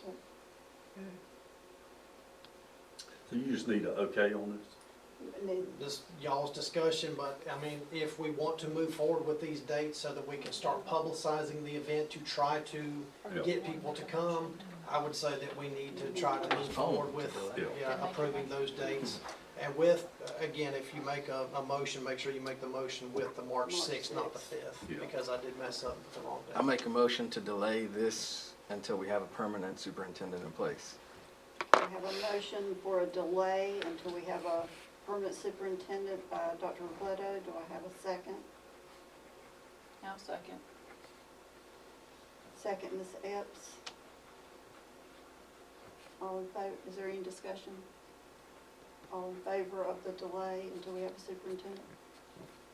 Are we raising our hand? I guess. Just those two. Wait, all in favor of, Delay. till we get a superintendent? 1, 2, 3. All opposed? Oh, Tommy, did you have your hand up? He was trolling. I'm Yeah, I had it. so sorry. Okay, So it was these four? 4 to 3. Yeah. The 2. That's the word Okay. to get All your right. attention. Motion to delay I'm passed. sorry, I was blocking. All right.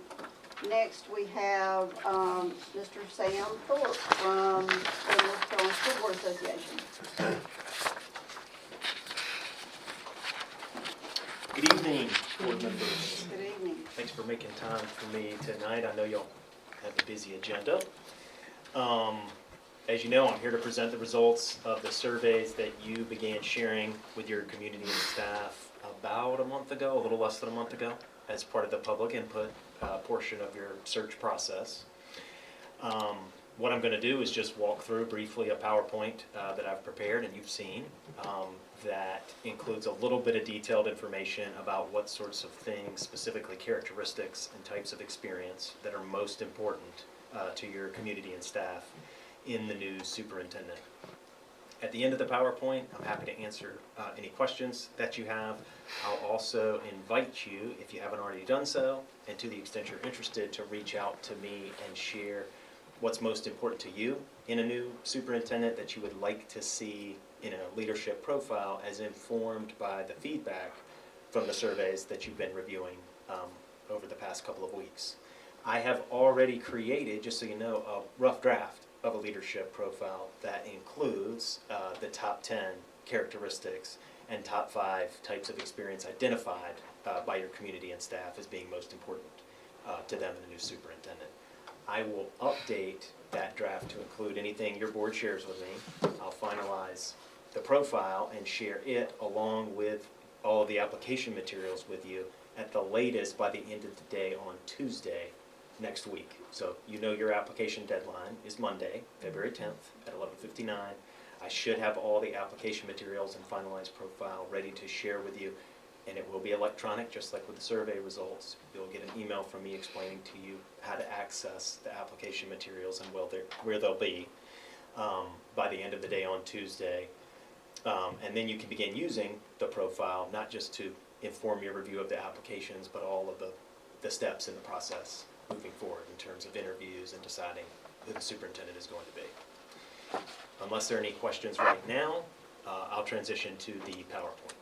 I just have one. Yes, ma'am. So we had discussed as a board before, coming up with 3 to 5 things, and several of the members have either sent that to me or we've talked about it, whatever.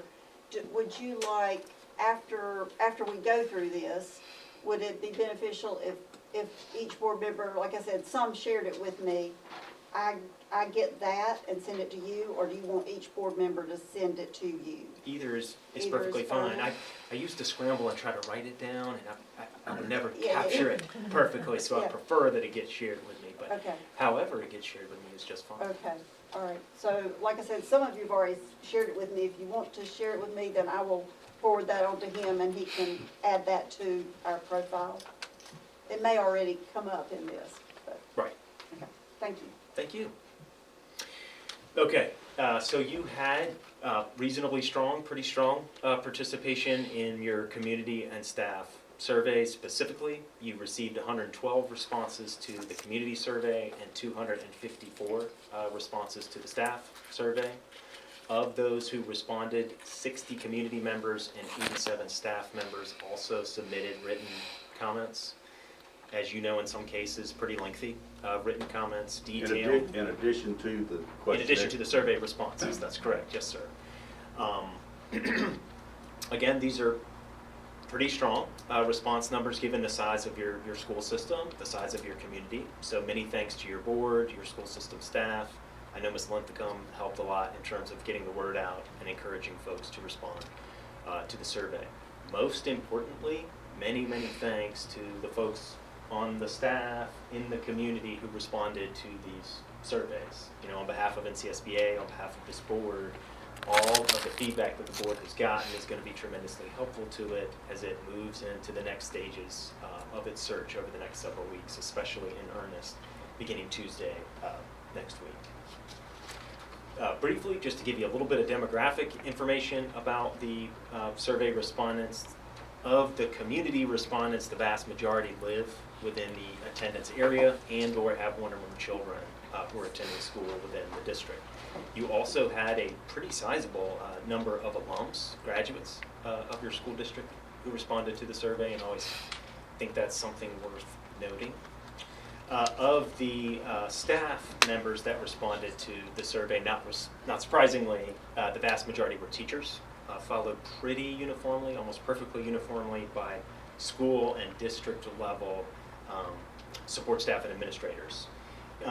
You also had a fairly sizable number of folks that identified as other, maybe didn't fit neatly into the categories provided in the survey, and I always think that's something worth noting as well. What the survey did first is it asked respondents to identify, rate numerically rather, from 1 to 5, the characteristics that are most important to them in a new superintendent, with 1 being not at all important, 5 being extremely important. And within the top 5, pretty high level of agreement between your community and staff.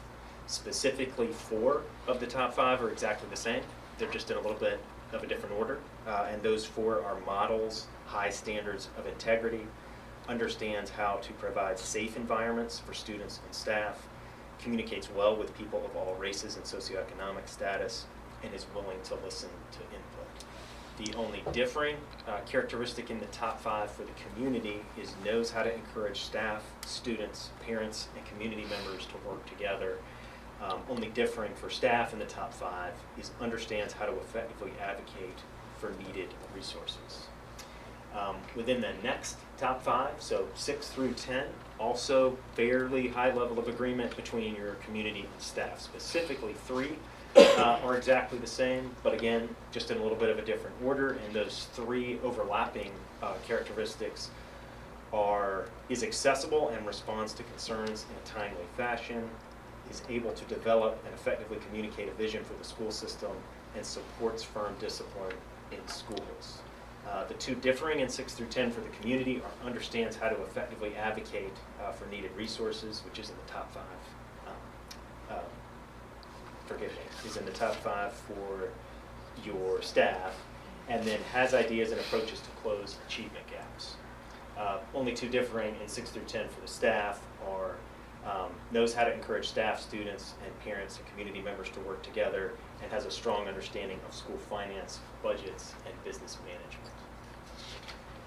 Next, the survey asked respondents again numerically to rate from 1 to 5 the types of experience that are most important to them.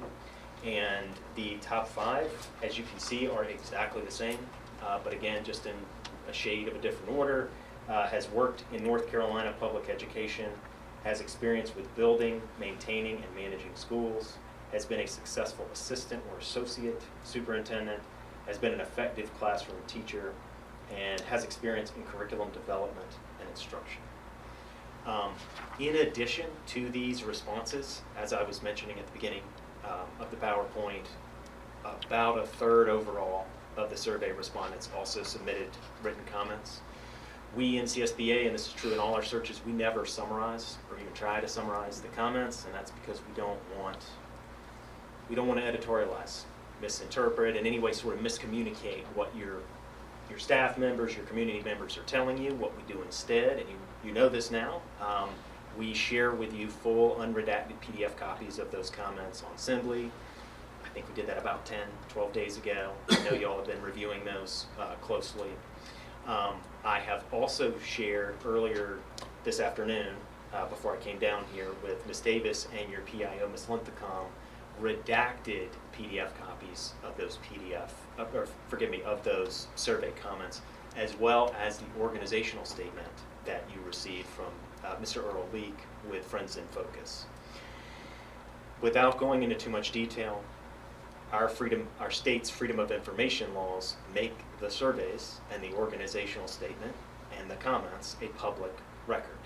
To the extent they don't include any confidential personnel information or personal identifying student information that legally only your board attorney, or your search consultant are entitled to look at. So I've backed out any of that confidential student identifying information and shared those comments with your staff so that you as a board and as a school district, as a school system, can respond to any public records requests that you get around the surveys. One point I just want to make abundantly clear to the survey respondents, you are anonymous. You have been, are now, will forever be anonymous. No one's ever going to know who said what, really and truly. The comments, however, the substance of the comments, not the identity of the commenter, are a public record, and that's why you have the redacted copies of those. Other than making sure that I mentioned the organizational statement that I did share with you on Assembly and made available to your staff, I'm happy to answer any questions that you have. But in terms of next steps from me, what you can expect is to get an email first thing Tuesday morning, that tells you how many applicants that you had and from how many different states or territories that they've applied from, along with a press release that you can use either to share on your website or with a local news organization. Any additional information, we discourage your board from sharing about your applicant pool because your applicants are entitled to confidentiality. You will then get another email from me later in the day once we've organized all of the application materials, explaining how to access Assembly, what is where on Assembly, and of course, letting you know you can call me if you have any questions in terms of accessing the materials or what you're looking at. Then we can plan, I can tell you have a question, but we can plan to meet on the applications. That date is flexible, as you know. I've scheduled it, I think, for the following Monday, or penciled it in for the following Monday, but you're welcome to take as much time as you need to review those applications. And also the leadership profile, you will share that with... That will be posted along with some other materials that I'll explain. Okay. Everything that's on Assembly, including the applications, we include a memo, an experience chart, the leadership profile. There are a number of additional documents that we add to help you with your review of the application materials, but I will explain all of that in the email as well as the memo that I'll encourage you to read before you start looking at the application materials. Will you have the applications that afternoon that we'll be able to look at each applicant and what they put on their application? Yes, sir. Next Tuesday. What we're doing is we're organizing it. So folks submit the application, but they also generally submit at least a cover letter, a resume, sometimes transcripts, sometimes references. So we try to organize it so you have a uniform format for what all the applications contain, and they're in the appropriate order. Right. Which takes a little while, but we work on it as we receive applications. So, yes, sir.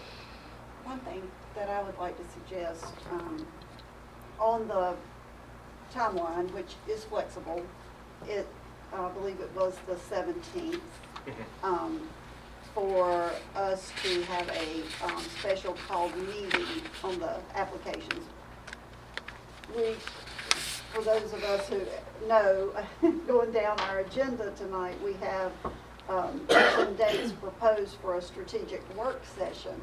One of those dates is the 20th, and that's an open meeting, and we can't really go into closed session without open, right? So what we could do, this is just a suggestion, I want y'all to give your feedback, but we could not meet on the 17th, and that would give us a little more time to read over the applications, and then if we choose the date of the 20th to do our strategic planning, that's an open session, and then after that we could go into closed session.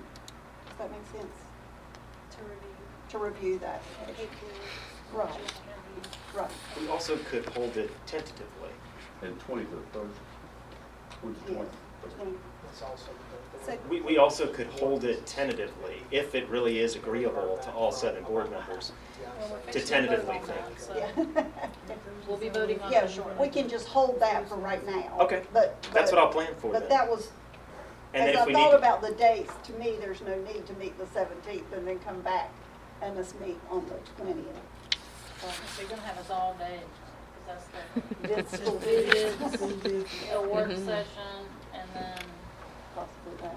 it's a little bit hard to make the decision because you don't know how many applicants you have or what your week's gonna look like when you're reviewing them. So just know we're flexible, and it's not uncommon to move the date out, even if we have one tentatively scheduled.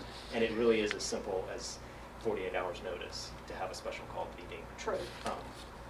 And that's not gonna mess you guys up, doing it 3 days later. No, sir, it shouldn't. Gives us a little more time. And if you need more time beyond that, that's fine too. Right, we don't have to do it that soon. But if you're going to be meeting on the 20th anyway, there's no harm in having a target date that we're at least hopeful for, aspiring for. Well, and for complete transparency, I did propose dates later on for the strategic work session to work on our strategic plan, and based upon the conversation with the cell phone policy, just know that that plan would be for the next 5 years. So if y'all want to table that as well, then this discussion doesn't really even, have any bearing. So that's, again, just for y'all to think about with y'all pushing the cell phone policy stuff until a new superintendent is seated. You can do that as well. You talking about? well, when is the plan due? Dates that are We have to have a new plan to start the fall, a new 5-year plan, because ours technically runs out at the end of this school year. And again, I'm just trying to, in this interim space, just trying to keep us moving and doing what we do. So that's why I proposed those dates. But again, it's y'all's decision. If y'all want to postpone that until we went through the process, I will support the decision of the board. Like I said, I proposed those just for us to begin conversations on that. Remind me again of the date that we think we will have selected a superintendent. ideally, The end of April. March 24 is the date that you're hoping. Oh, you Well, That I'm if on you board. follow that to the minute, Right. then you ideally would be announcing March 24th with knowing that many applicants, not all, but many, are under contract somewhere and owe somewhere between 30 to 60 days, sometimes 90 rarely, of notice. So the start date is fluid as well. We put a 30 days because that's usually what it ends up being on average. But So are we gonna be able to push it Well, and is that what the first thing that they do when they walk in the door? Is have to do that? The strategic Or do plan. you kind of lay some stuff out and then revisit it once they get there? Yeah, because I mean, if they've got to, you know, give a notice, then there's gonna be a whole lot going on before.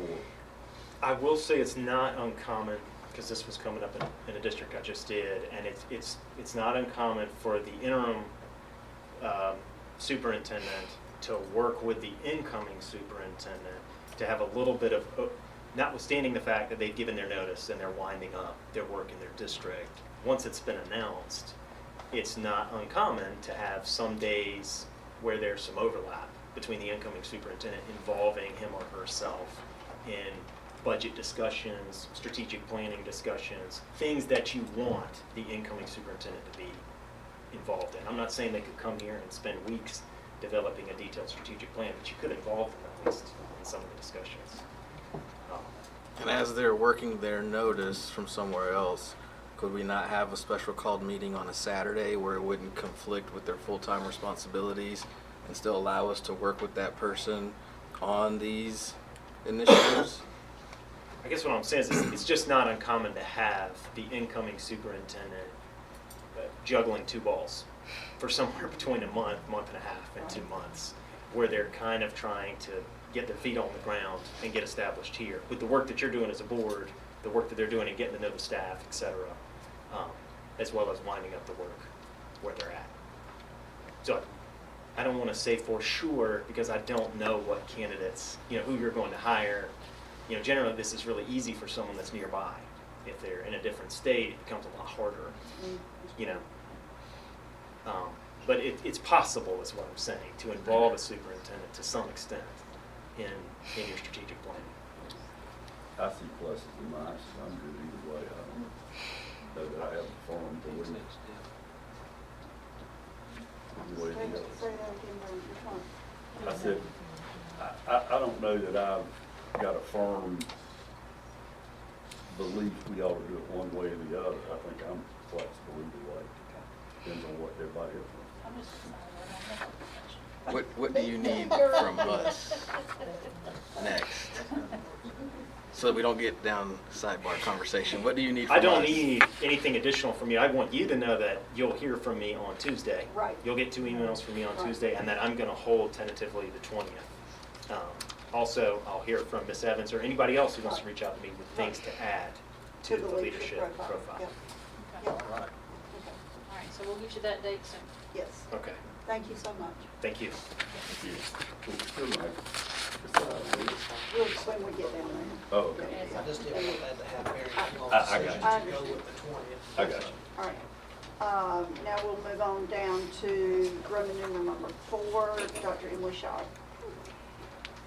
This won't take but just a second. This is just kind of for your information. Last month when we approved our calendar, there was an error on the early college calendar. It was indicated on there that it looked like we had September 15th. It was shaded blue for some reason, which indicates a teacher workday. That 15th of September is not a teacher workday. It was just shaded on accident, I guess just one too many clicks. So September 15th on the early college calendar is not a work day, and it is correct everywhere we have it posted. It just was not correct on the copy that was inserted to you. So I just wanted to give you that information. Thank you. All right, next we'll move on down to Roman numeral number 5, and I'll call on Mitch Taylor.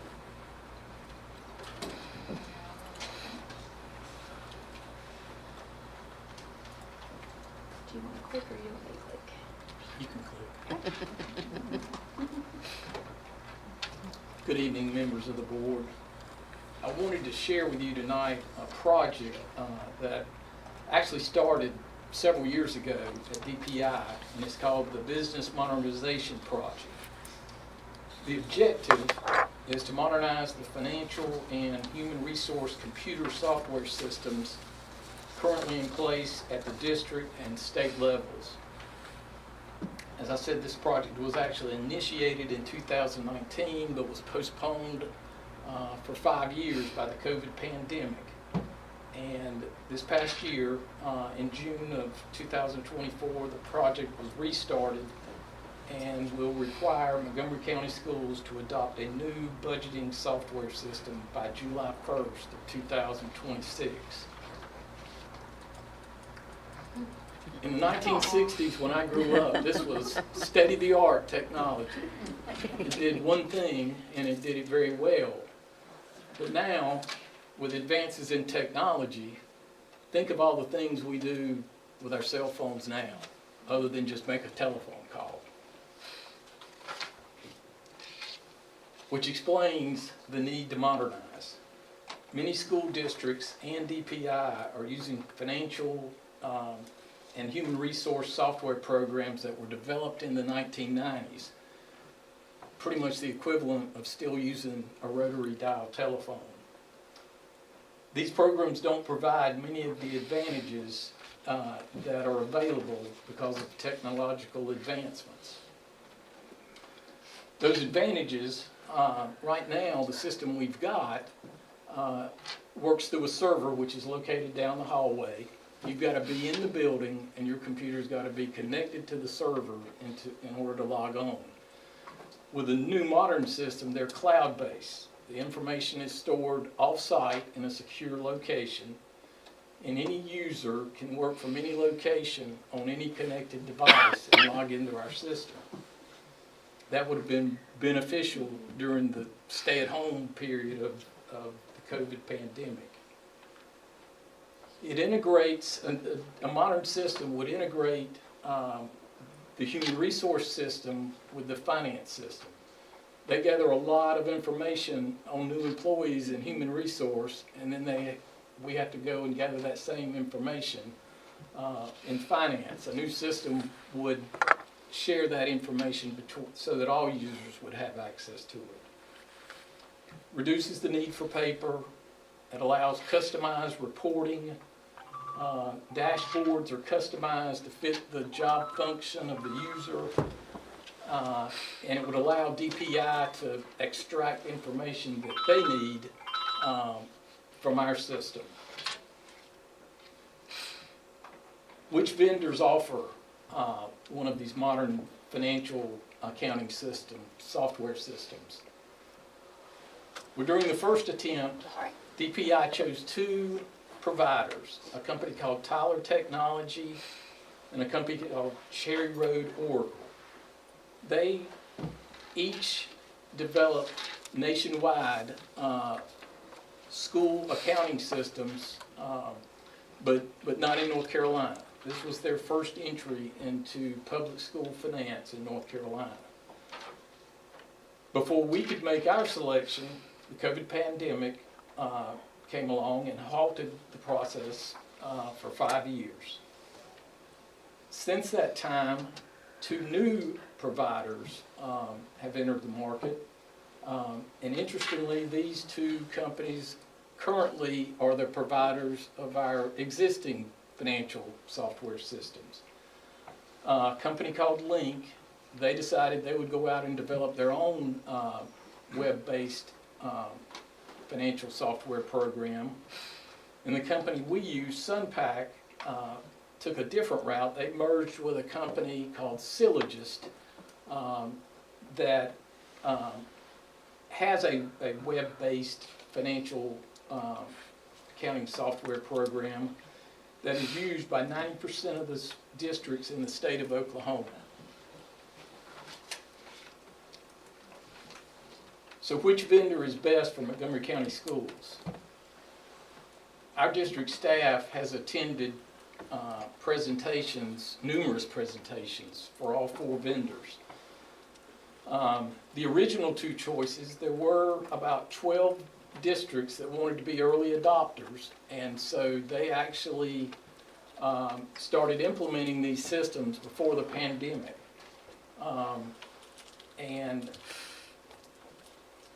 so now, at this point, we've got a lengthy track record of how they performed, and it's mixed results. Most of those districts have not been satisfied. One district, Gaston County Schools, you may remember several years ago, the employees for that school district went on protest because their paychecks were not right. And it took them over a year to finally correct that problem. The link option works well, and initially many of their users converted to that system. But since then, Link has sold out to another company.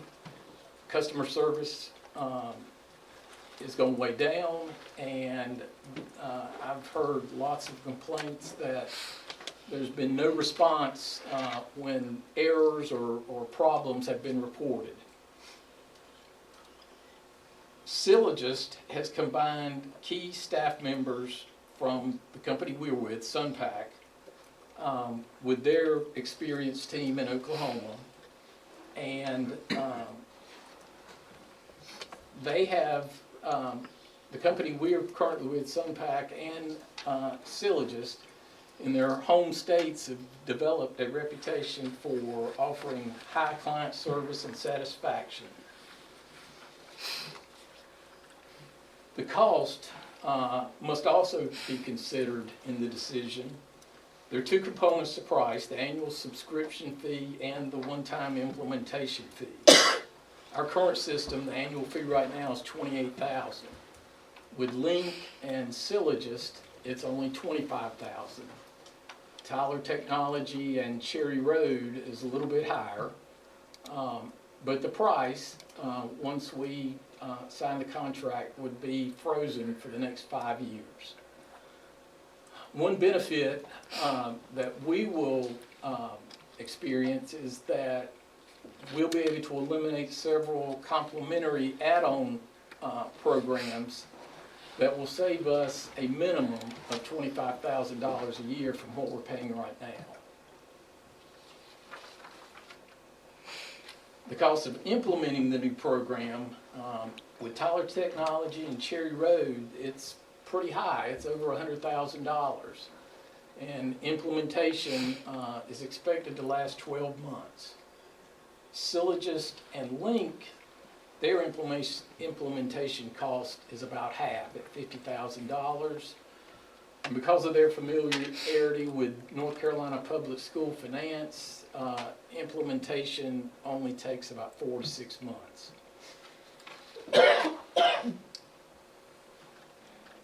Based on my research and talking with my peers, I would recommend that we go with Syllogist as the option for Montgomery County Schools. And some of the reasons are, one of our neighboring districts, Ashburn City Schools, went live with this program in July. I know the finance officer very well. She would be completely honest with me, and she has shared that she is very happy with their decision, and has invited us to come and actually work on their system, me and my staff. Currently, there are 37 districts on the old Sunpac system, and most have already committed and signed a contract with Syllogist. Several of the districts, those early adopters, have also decided they're ready for a change and have signed contracts with Syllogist. Our two trusted primary contacts at Sunpac will be involved in our transition, and because they recognize the uniqueness of public school finance in North Carolina, they conveyed that to Syllogist. And where some of the other companies tried to make us fit their system, Syllogist is trying to fit the system to us. And if approved, Montgomery County Schools, I've made an error here, we would not go live in January, we would actually start implementing in January of 2026, going through the training process, and then we would go live July 1st of 2026. So it'll take a year between the implementation and the training. Well, it would take 6 months. 6 months, sorry. And I'll be happy to try to answer any questions that you So might this have. is your recommendation. That's my recommendation. So let's go with your recommendation. If you're I make a gonna do motion. it, yep. I'd like to make the motion to go with 7. Second. Motion by Mr. Blake, second by Mr. Dozier. We go with, say it again. Syllogism. Syllogism. All those in favor, say aye. Aye. Opposed? Okay, thank you. Thank you.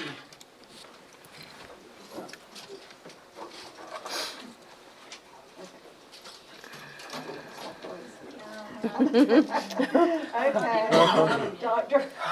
It's me again. Oh, Dr. Shaw, yes. No, I'm More good. if I I just- understand how I just long have it an is. announcement. Members of the board, I bring to you this evening one policy that I would like to put up for first read. It is policy 7410, and it deals with teacher contracts. The updated policy for review allows teachers to secure 2 or 4 year contracts with fewer constraints once they've completed that 3-year comprehensive cycle.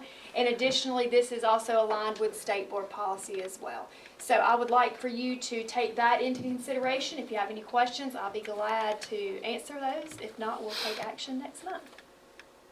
So you do not need a motion tonight? Not tonight, Okay. first read. All right.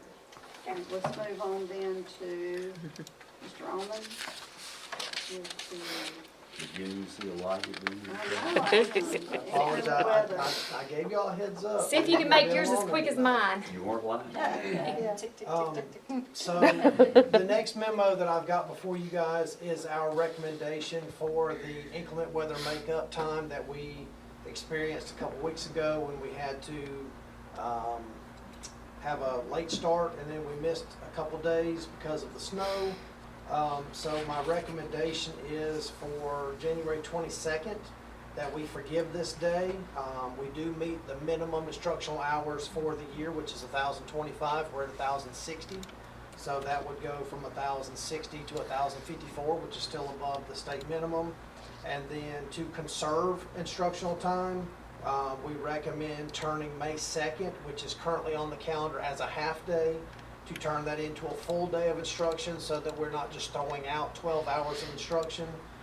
So I would recommend that we turn that into a full day to account for some instructional time, and that's my recommendation. And you discussed this with your, whatever. Yes, executive cabinet, Make you and we, comfortable with that? yes. Did principals have a say on this? We discussed it with principals and they were in favor of it. I make a motion to Second. accept this. Ms. Epps made a motion to accept these dates. Mr. Dozier second. All those in favor? All opposed? Thank you. The next item, we've already begun discussion on that. But whenever you guys approved me to be the interim superintendent, I told you that I wanted you guys more involved in the decision-making of the school system. And I do agree with what you guys are saying about waiting for the new superintendent to be seated. But to keep us moving forward, it's time for us to look at the next iteration of our strategic plan to guide the district over the next 5 years. Ours currently runs out June 30th of this year. So we need to begin working on that if you guys see fit. And I just proposed some dates in here for us to have a work session. I've been doing some research on effective means or effective ways of developing strategic plans. And one of the key things is to get some of your primary stakeholders involved at the very infancy of that process. You guys are, very integral part of our school district, and you should have a say in the plan that's going to guide our district for the next 4 years, 5 years, I'm sorry. So I've proposed 3 dates there. If you guys see fit to move forward, that's completely y'all's decision, but I recommend February 13th. That meeting can begin at 5:30. And then 2 different times on the 20th aligned with potentially the School Board Association meeting for the candidate profiles of, after we finished school board visits, which we asked you guys about, and we got feedback from most of you saying February 20th to reschedule the board visits. We could do that after we finish those and just make a day of it. So we could do the strategic plan session, and then y'all could transition right into reviewing applicant packets. And then I also said that if you wanted to not do that, then we could meet on the evening of the 20th. And we would meet here. Yes, we would meet here. So like if we do, we would go do the east side visits, we would finish, eat lunch at Candor Elementary, and we would come back here for a 1:30 start time. I would have to adjust that once we look at the actual What time you finish. schedule. Yes. Yeah. Yeah. In the 5-year plan, you and the executive cabinet are gonna come up with suggestions for the 5-year plan, and then we have input on those suggestions. Is that what you're talking about? Or- We would like to keep the containers the same, so we would keep 21st century schools, healthy, responsible, those different containers that you guys are used to hearing us say. I will present the old goals, we will present the most current data that we have, and then we can do some recommended changes, like, let's say the one goal that we've got that, across the board, we're gonna have 100% of our schools meet growth. I want to change that so that we're not focused on just the school, we're focusing on the kids. I would like to see us change that to our subgroups would show growth, which that would make a composite school, but there's just small changes that we would like to see added in there, of course, with y'all's input as well. So, yes, more deliberate thinking, more focused, more intentional discussion, but we want you guys involved in that decision. I don't want to draft a plan and say, here, rubber stamp this is what's going to guide our Right. district. I want you guys to have a say-so in that if you guys choose to move forward. And who helps you? You have a team of teachers and, right? We would start, again, we would start the infancy with getting y'all's feedback. Okay. And then we would take what you guys give us, we take it back to our typical mid-year review where we typically work on this, and then we will flesh that out, put some action steps with some goals once we solidify the goals. There's a lot to the process. We would bring that back to you guys for a first read, and then it would sit for 30 days while you review it for approval. That's the only reason why we kind of got to start working on it fairly soon, because it does take a process to get to a final plan. But yes, there will be instructional leaders, admins, people here at the central office. We meet together and we basically flesh out all of that through our data, through y'all's input, and through what we have been discussing. Does your teacher advisory have any? That's another thing that we can discuss as we're moving forward. In the past, they have not, but I'm open to as many hands being in it as well. The way we did it in the past, again, and I know the past is the past and we're looking forward, but the way it was done in the past, it was drafted, then it was sent for community input through a Google survey, and then it was brought back to you guys once we presented the data of what the community said about the goals. We can change that, and we can meet with you guys to get your input. We can go work on it as the strategic plan review teams. Then we can involve our leadership teams from the school, the school advisory teams. We can involve them, and then we can finalize it for community, perception. We can put a survey out for that, and then we will bring that data back.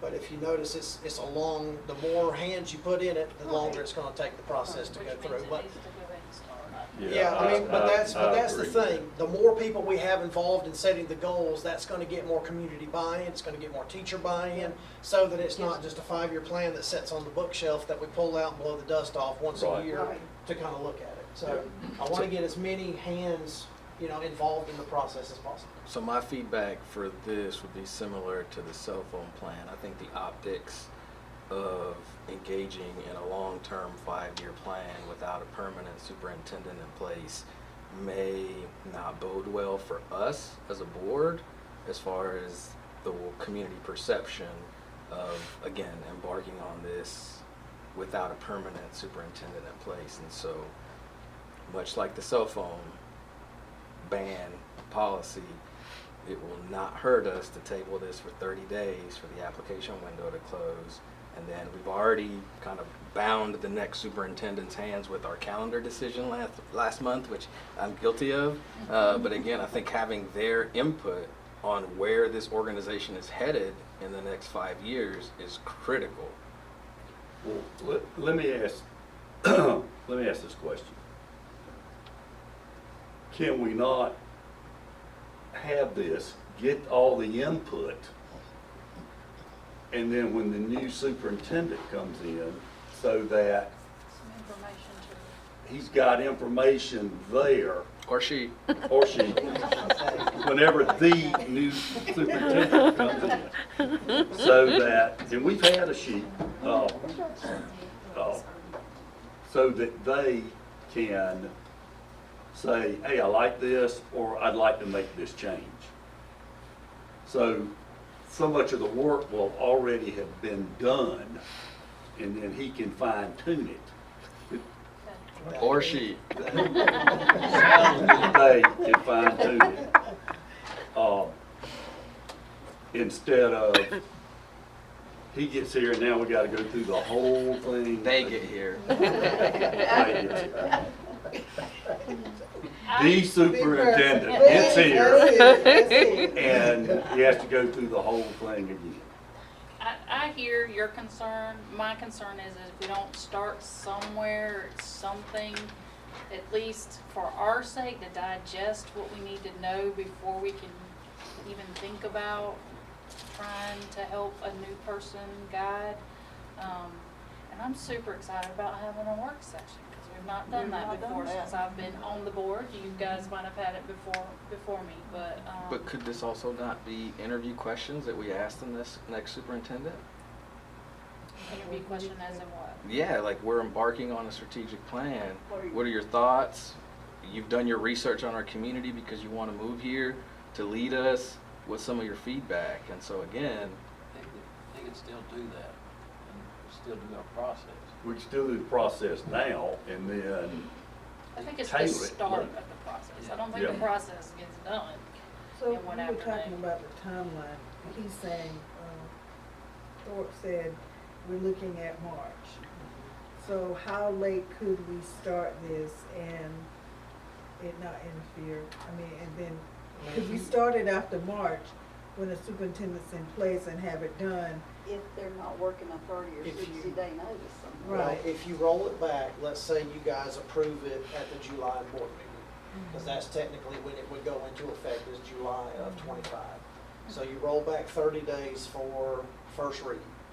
And then we would come back and we would do a data presentation on feedback of proposed goals. So that would be, that we were talking about, May then, or no, I'm sorry, July would be approval, June would be the data from the community feedback surveys. We would do we would have to give a proposal of said goals to you guys in May for us to open up the survey for community feedback. And then you would do all of the other stuff, so now we're into April. We could do, we could typically, we could tentatively start April 1st, but there's gonna be a lot of work that's gotta be done in April, because it looks like they're gonna make the announcement at the end of March, so you could do it. Just know that it's going to be a very That's a fast-paced tentative. process. That's Yeah. a tentative. It is a tentative, yeah. And you got The spring break in announcement, there with April. Yeah, he said that if we, by the minute, follow the Right, agenda right. guide, so. And it's a fluid timeline, Right. so. And again, we don't have to do it. Again, in my mind, I'm just trying to keep us moving, and this was the next phase of things, so I wanted to get the process started, but I am fine waiting. It's the decision of the board, it's not my decision. I'm not married to anything. If somebody wants to make a, I'm just motion. worried about if we wait till we make a decision on a superintendent that, with everything else that he's gonna have, they're gonna have on their plate. That's and it's not something, is it something that once we do the 5-year plan is set in stone? Or is it something you come back the next year and say, we're gonna change this? At any given time, you can go in and change a plan. Typically, you don't do that unless you meet your goal and you want to set the bar a little higher. Yep. So just like our school improvement plans, we evaluate them every year. And if you meet your goal, then you know, bump the bar a little higher, or you change your strategies to try to, you know, move the needle even higher. So it can be reevaluated on an annual basis.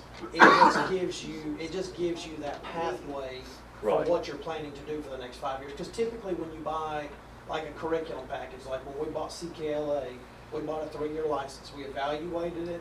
We thought that this is the package that's going to give us the best impact for our students. So we give a long-term commitment so that we give it the opportunity to, you know, be fully implemented so that it has the, you know, the full impact of what we thought it was going to have. And that's the same thing here. You set your goals, you create the goals, and then you focus on those goals throughout. And then if you need to move the needle, you move the needle, but you typically don't change the overarching goal.